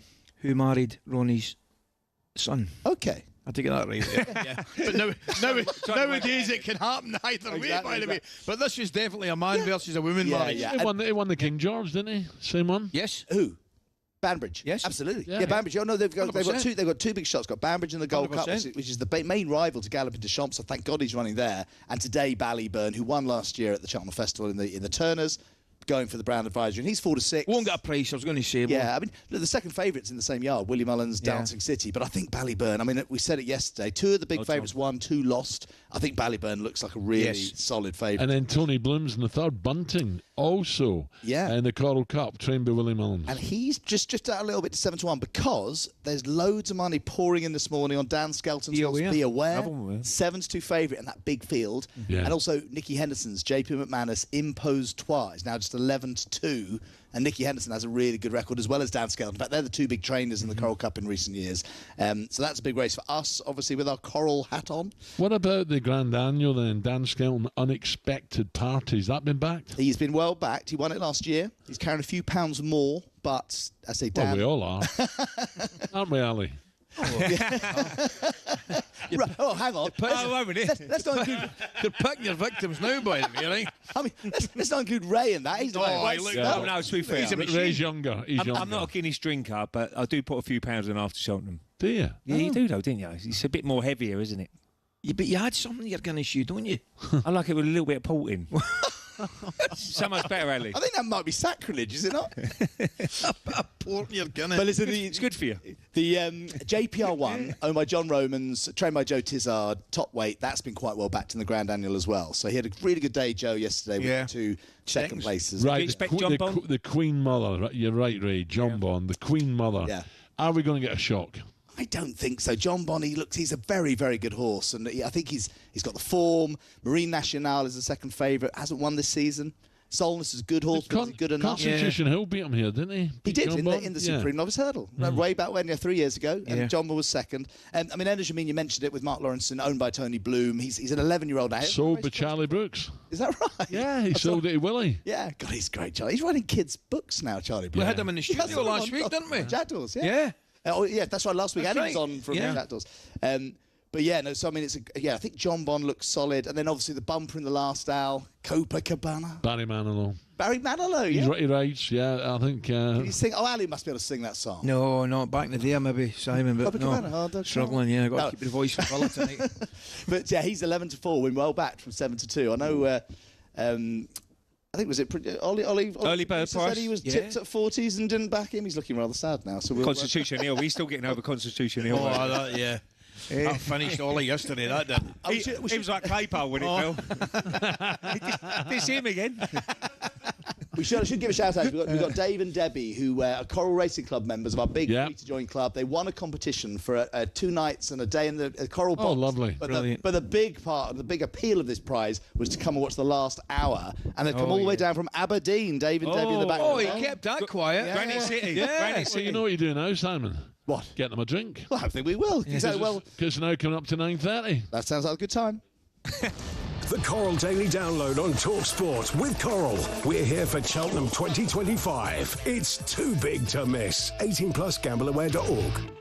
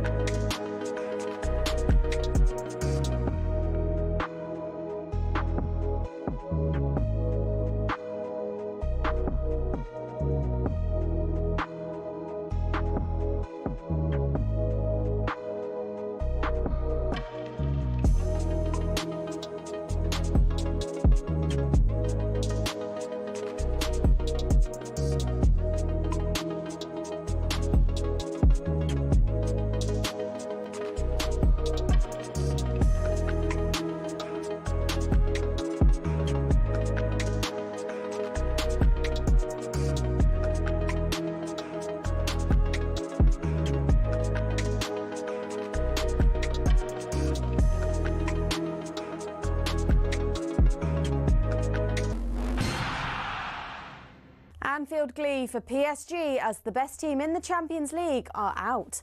A painful penalty shootout saw 2 Liverpool spot kicks saved.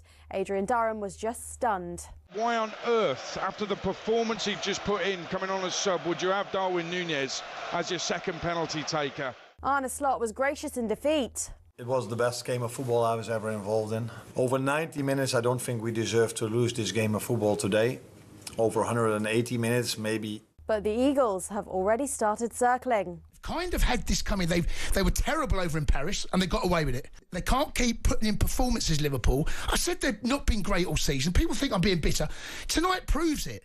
2 British teams left in the competition now, and frankly, if Arsenal fail to make the quarters with a 7-1 first leg lead over PSV, Mikel Arteta better pull out a pen and paper and write his resignation letter on the touchline at the Emirates tonight. Villa's teeny little 3-1 lead doesn't seem that impressive next to that, but it's an advantage nonetheless. They're at Villa Park against Club Brugge tonight on talkSPORT from 7 p.m.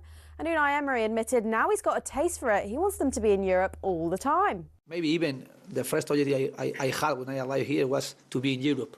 Everything we are doing, of course, hopefully we can keep for a long time. For all the latest on that injury to Trent Alexander-Arnold, head to talksport.com.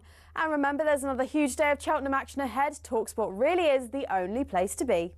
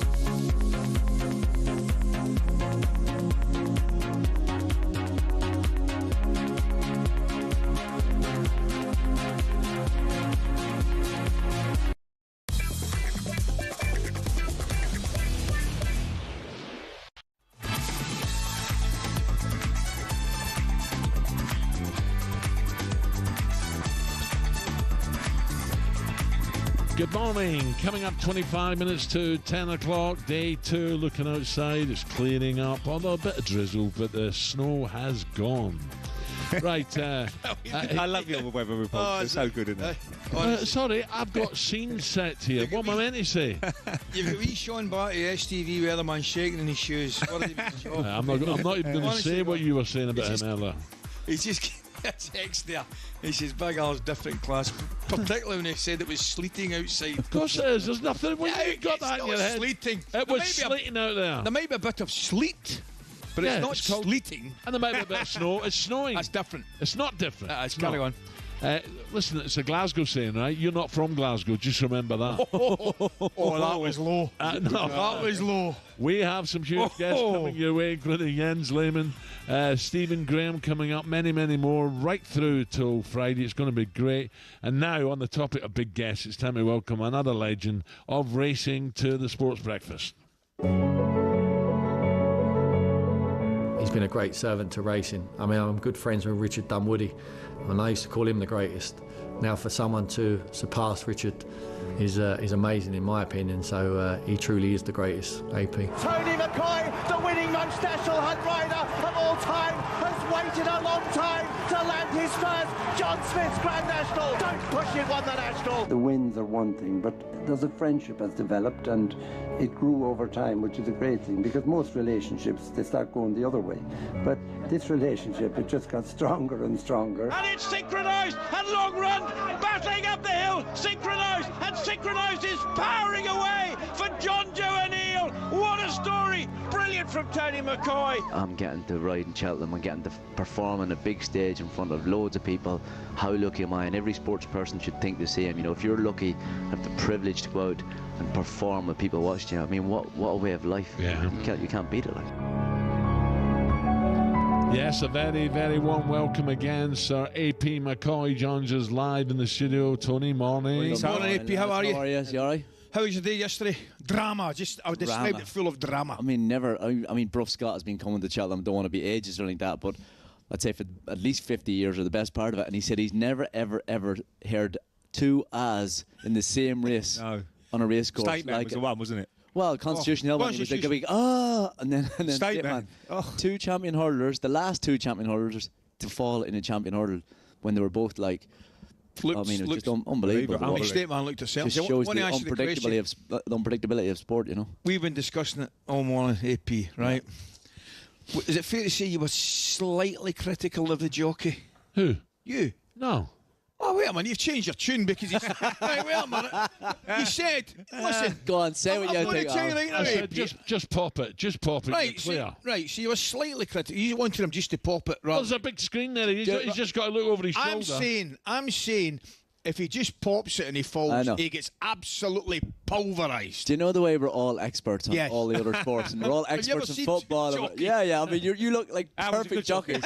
If I could, you know what I mean? If I could sit Ruby Walsh and Richard Dunwoody down there, you know, two retired jockeys, thank God, you two are just a perfect match for the two of them. Anyway, what do you think? So, what would you have done on Stateman? Would you have seen a strike? You'd have attacked it. What do you think? What do you think Paul Townend's thinking this morning? Oof. No, I know how Ruby Walsh feels. What do you think Ruby Walsh felt after? So it can happen. How many sitters did you two miss? Oh, a few. A few. There's no need to go like that. You probably missed a few more than him because Celtic created a lot more chances than his lot would have done. Wasn't that right? Bit more forward we are. A bit more. It's good to know he's one of us. He's a bit feisty this morning. It's good to know he's one of us. He's a bit feisty. He never mentioned Castle Grayskulls. He mentioned Parkhead earlier. But what would you have done? And it's easy after the we're all brilliant after the event. It's easy afterwards. Like, look, Ruby Walsh is the best jockey that ridden more winners I've ever seen, and Annie Power fell with him. Paul Town was the same. He went down. The only thing I would say is he was positive about what he was doing. Yeah. Obviously, as a champion hurler, with it gone fast, there probably wasn't as much in the tank as what he thought. You know what I mean? Or he was going down and meeting. You know what? And I always thought Richard Dunwoody was. When I came to ride in the UK, Richard Dunwoody was the best. He was brilliant. You know what I mean? And I always remember him saying, whatever chance you have of getting, if you don't get over it, you might get through it if you're going forward. Right. So I don't mind a lad going forward. Look, it was wrong. He fell. He shouldn't have done. But if he had a sat and he'd have come up out of his hands and fallen, you'd think, why did he not be more positive? Ray, you want a question? You know what? No, Ali's I want one quick. I want one quick one with the greatest, right? What goes through your mind when you know there's no point, there's no return? It is the most horrific feeling, like you're standing there and you just want someone to the ground to swallow you up so you don't have to walk back in. I mean, that's how it'd be. I fell off a horse. Back in with your horse. I fell off a horse here one day. It wasn't even at the Cheltenham Festival meeting. I think it was at the November meeting of Martin Pipes, and I was going to win the last, and my foot stepped out of the iron. Ooh. And it was like, no, I swear to God, I swear to God, I did not. I just wanted to. What did he say? What Martin? No, Martin was, you know, it's grand because it was really wet and my foot just slipped out. It was one of those things, but. It is a horrific feeling, but for Paul Townend, you know, he is a brilliant jockey, and of course he'd do something different. Of course, everyone's thinking, oh, why didn't he let it pop? It's fairly simple afterwards, isn't it? So Tony, who was the most impressive Tone you see? Lossiemouth? Lossiemouth in her own sex against those. I ran. A lot of people say, oh, why didn't she run the champion hurdle? Why didn't she do this? I mean, what Einstein would work out like that was going to happen in the champion hurdle. So she might have won it. I thought the horse in the first race was really impressive. Copac de Boer. You know, it'd be interesting to see whether he'd go chase him or keep him hurling. Marsborough was a very unlucky loser in the. Absolutely, I felt that best horse at the last day. I mean, he never jumped really at all. Same thing. 2 mile chases, you need to be making ground and going forward. He just never got on a rhythm. Just a bit of cross wires between him and Mark a few times, and maybe he'll learn from the experience. But going forward, he's a very good horse. With Sundown School, what a great performance! Unbelievably impressive. Made all, and by God, from the second last to the last. Went away. Absolutely. Grand National horse next year. Yeah, I mean the Grand National now was a good race. You know what I mean? There was a time like 15 years ago you needed a bit of luck and you needed a really good jumper and all that. And this sounds a really stupid thing to say, but you need the best horse. You need a good horse. Like I Am Maximus won last year's Grand National. I'm telling you, wouldn't be out of place in the Gold Cup, and he could win another one. I know that there's other horses at JPs that people think are as well fancied, but the Grand National is now a good horse race. For the better, it looks a much safer race. There was, you know, you look at the race last year, there was however many horses with a chance, between the second and the last. So it was a good spectacle.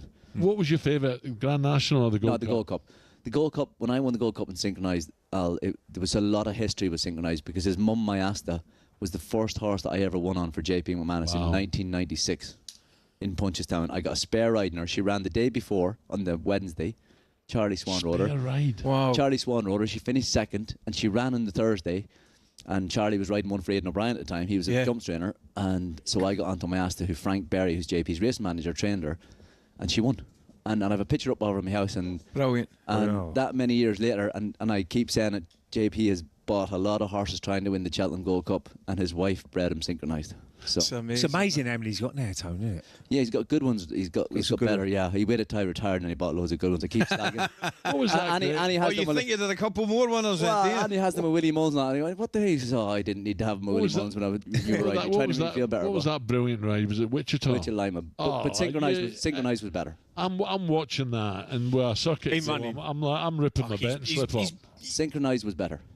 No question. Really? A better ride? Yeah, 100%. Seriously? Because it's the Gold Cup and it's the biggest race. And the other thing is, whatever about good rides, lads, you need the horse. Yeah. Horse. People don't realise how important the mind of... It's like humans. You know, you need to get inside their mind. You need to convince them. You need to, you need to be good to a horse's mind. That's mad. I know that sounds a bit deep, but... No, I like it. But you need... Horses are very powerful. You can't make a horse that size go if it doesn't want to go, you know what I mean? So... What about today, mate? Great race. I love John Bond. I was going to ask you. I mean, I'm a retired jockey, but I absolutely love John Bond. Yeah. He's a beautiful specimen. If you watch him going around, he's a big, tall, imposing horse, got loads of presence. And I keep saying he's loads of presence because he's won, not because he's won 16 out of 19 races. And I'm referring back to Martin Pipe when someone says, what does a good horse look like? It's simple. It's got a lot of ones beside his name. Yeah. And he's got a lot of ones beside his name. So he'll take all the beating. I just think there's... Yeah, do you know what? The people will say that he's had 3 goals. He's won 16 out of 19 races. The 3 times he's got beat have all been here. Mm-hmm. Yeah. But I'd like to think that there was legitimate reasons for that. And just a little bit of a warning to the punters out there. You just said that to me off air. I fancy Copacabana. He's been backed, heavily backed.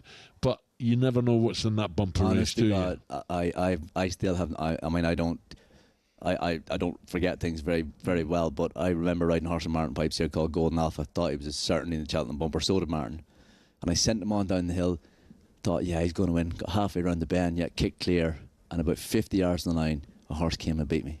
And I looked over and I thought, what is that, right? It was a 50-1 shot. And the 50-1 shot was Monsignor. And you know, Ray, 51. Ray, the owner of Monsignor, was at John Joe's Monday. He was indeed. Yeah, lovely man. So you know the way things, when you miss sitters and you get beaten in a cup final or whatever, things stick in your head. 25 years later, I'm still thinking about that. It's amazing. 26 years, actually. A bit of ITV today? Bit of ITV, yeah. We're very lucky on this. Like, you get to talk about... Like, I didn't grow up wanting to be on TV or like that. I grew up wanting to be a jockey like you do a footballer. But when you retire and you get the opportunity to go and watch the greatest event, there's nothing like and that. AP, they'll be at the Emirates the next round. Yeah. Hopefully Real Madrid or Atletico. Do you know what? I actually think I'd rather have... Real Madrid. I think than Atletico Madrid. I think Atletico Madrid could bore the life out of you. Yeah. Do you know what I mean? I mean, Real Madrid could beat you 5-0. And they've struggled though, haven't they? To break teams down, Arsenal. So Real Madrid will go at you and you might hit them on the break. They could beat you 5-0. Yeah. But anyway, there is progress. But as you know, just need Saka back. We just and because Odegaard is a brilliant player, and again, I'm sounding like a football expert. He's not the same without Saka. No, he doesn't. I don't think he's the same. I think he's not as creative. He's not as. Anyway, I am a football expert, but yeah, we do need a striker. It's only fair. You've balanced it up, mate. Because we need an alley. We've been telling, Big Alan and I have been telling you how to ride horses. Yeah, you know, tell us how to score goals. I'm going into Arsenal to tell Mikel Arteta that we do need. Who is our striker, Ray? Who are we getting? You need one. We have had you in your prime. Too late, mate. And you see me got in the chair about 5 minutes ago. I keep saying about him yesterday, but like when you play with him, like I think they might go for. I would go for Watkins because you might get him for a couple of seasons. He's a quick fix you need. Yeah. Because you've got a good young squad there, and he's got a bit of experience. You're not sold. I like him as a good player. I would go for Delap as well. Delap's a good player. I like Delap. Yeah. He's got. I'll go for him as well. I like Delap, but to win in the Premier League, you need. I don't know if Watkins. I like him. He's a very good player. 28. I don't know if he's a game changer. I don't think they're going to get his sacked. It's very hard to get a game changer. but you need a Salah, a Haaland, you need a game changer. Isak. And we had Thierry Henry. Like, where do you? Well, yeah, absolutely. So, right. Tony, have a great day, mate. Cheers, See you, mate. Have a good day. Have a good day, mate. You're looking fit, lads. Really good, yeah. Tony McCoist. You could definitely ride in the first either one of you. The champ. Where's that Shire horse again? Suffolk Punch. Right, if you're in Cheltenham today heading to the festival, don't forget, pay a visit to talkSPORT Battle Bus. That's it. Right, Tony McCoy, top man. Gabby coming up next, 9:47.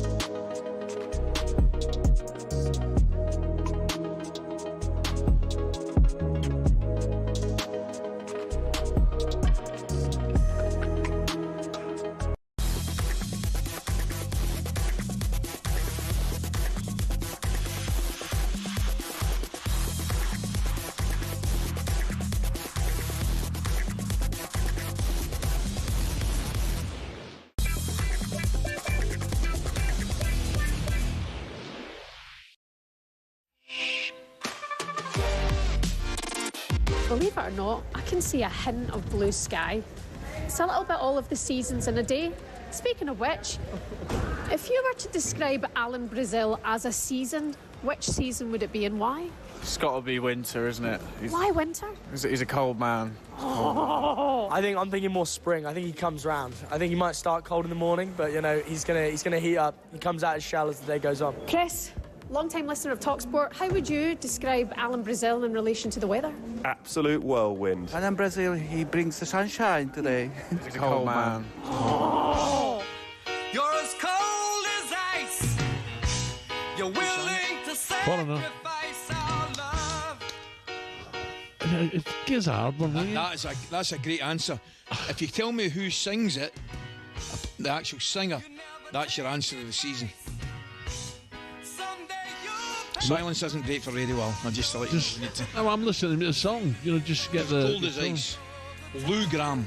I think he's Canadian. Lou Graham. Yep, he's a Never heard of him. lead singer of Never heard of him. Foreigner. Yeah. I want to say he's Canadian. Yeah, I've hit you with some man for the day. Gustav Eiffel. You give him some. Hold on a minute. Information. River Thames, that was a good title. Yeah, I didn't know that. Yeah. Teddington out to Southend, I think it is. 95 mile long. Estuary. Yeah. When you get out to that way. Well, see if you're listening. Where does the Clyde start? Clyde starts Lead Hills. Brilliant. He's listening. See, he takes in. Brilliant. Well done, mate. Right, have we got? Is Gabby about? Gabby, you there? Yeah, when you're ready, Al. I've been sitting here waiting. All right, Gab. All right. Gab, how are you, pal? You had a nice lay-in, have you? Oh, it was lovely, lads. I woke up at 9:30. Lovely. So you didn't take the kids to school? Out of order. You're a bad father, you are. Well, Gabby. I don't do I, Al? That's why. He's what? I think he's looking well. Have you been in the gym this morning, Gab? I try and do a little bit, Ali. You know, me, you and Ray, Ali, we're athletes still. We do. We keep it going, mate. We keep it going. Listen, I'm seeing you tonight, mate. You're at the game tonight. No. Yes, I'm there, mate. Looking forward to it. I'm going to be there from about 4 p.m, Ali. I'm going to get on a few drinks as well. Keep an experience tonight. Yeah, all right. Couldn't tell, honestly. So you're doing a bit of corporate, are you? Getting a few quid? No. I'm not being paid, Alan. I'm going as a fan. What, at 4 o'clock? You're having a laugh, Gabby. Don't worry about that. I am. I'll tell you that. And also, can I just pick up something from yesterday? Alan, you owe Dino an apology. Dino was right about last night's game, and you dug him out, and you give him some about PSG getting a result. Yeah, I've already apologised. He got out spot on, didn't he, Dino? If you were up early, you'd have heard me apologise and say, well done, Dino. No, it was some game last night, though, weren't it, lads? I mean, tough game tonight, but if they do go through, PSG. You expect him to, didn't you? By the way, Gabby, don't get excited. Don't get excited because you are not going to Paris when Villa go through. I've already asked management. They said, no budget, Gabby's going nowhere. Listen. Gabby, is it straightforward, mate? Is it straightforward? I mean, I did the first leg over in Bruges last Tuesday, I think it was.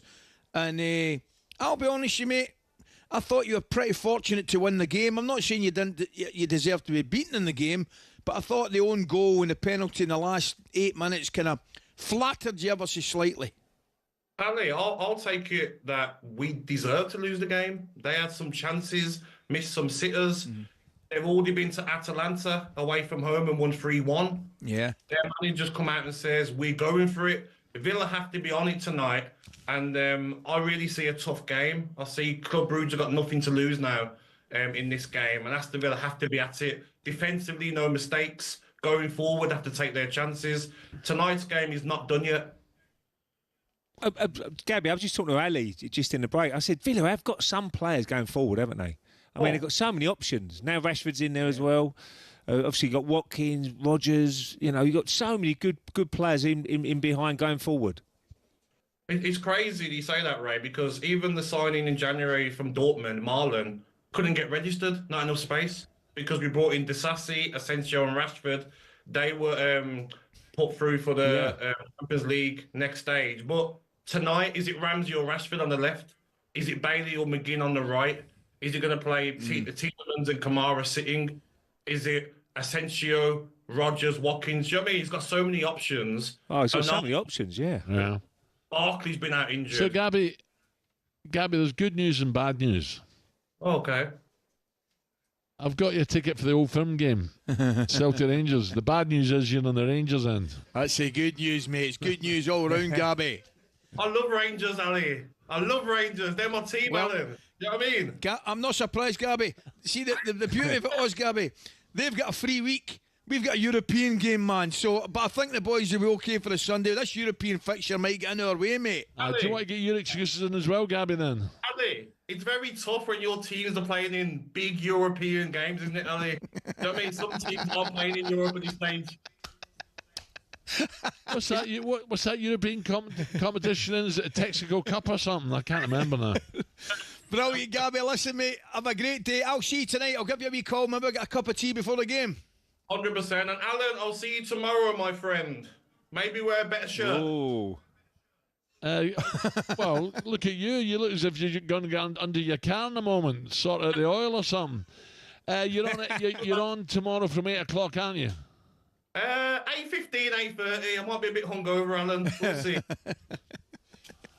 Gabby, have a great day. See you tonight, Gabby. Good luck tonight. Don't forget, stash it under the bed, the old Reddies you're getting tonight. Brilliant. Now, just before we finish going off, at 4 o'clock. if you're in Cheltenham today, got to read this one, heading to the festival, don't forget to pay a visit to the talkSPORT Battle Bus. This is news, which has stormed its way to the festival. It's parked up in the main walkway up to the course in Pittville Park, and there you can win and take part in some games and win a host of prizes, I believe. Who's telling you to say that? That's for over there, the producer. Professional. Do you know what? Boss, effectively. You do everything they tell you. Not everything, but when he's looking at me pleading because he knows you won't read it, I'm going to do the job. Well, you've just blown yourself out of the corporate this afternoon, so you're not coming with me. Ray, we've got a little bit of work to do. Yeah, we're going to go off now. Whatever, you know. You're non-stop, you two. We're pacing ourselves now, really. Yeah. Well, we're beginning to warm up. It's like now, Grand Wednesday. National. Yeah. Yeah. Well, we went, You're up from that 7. You're about 8.5 now. Yeah. And then tomorrow we yeah.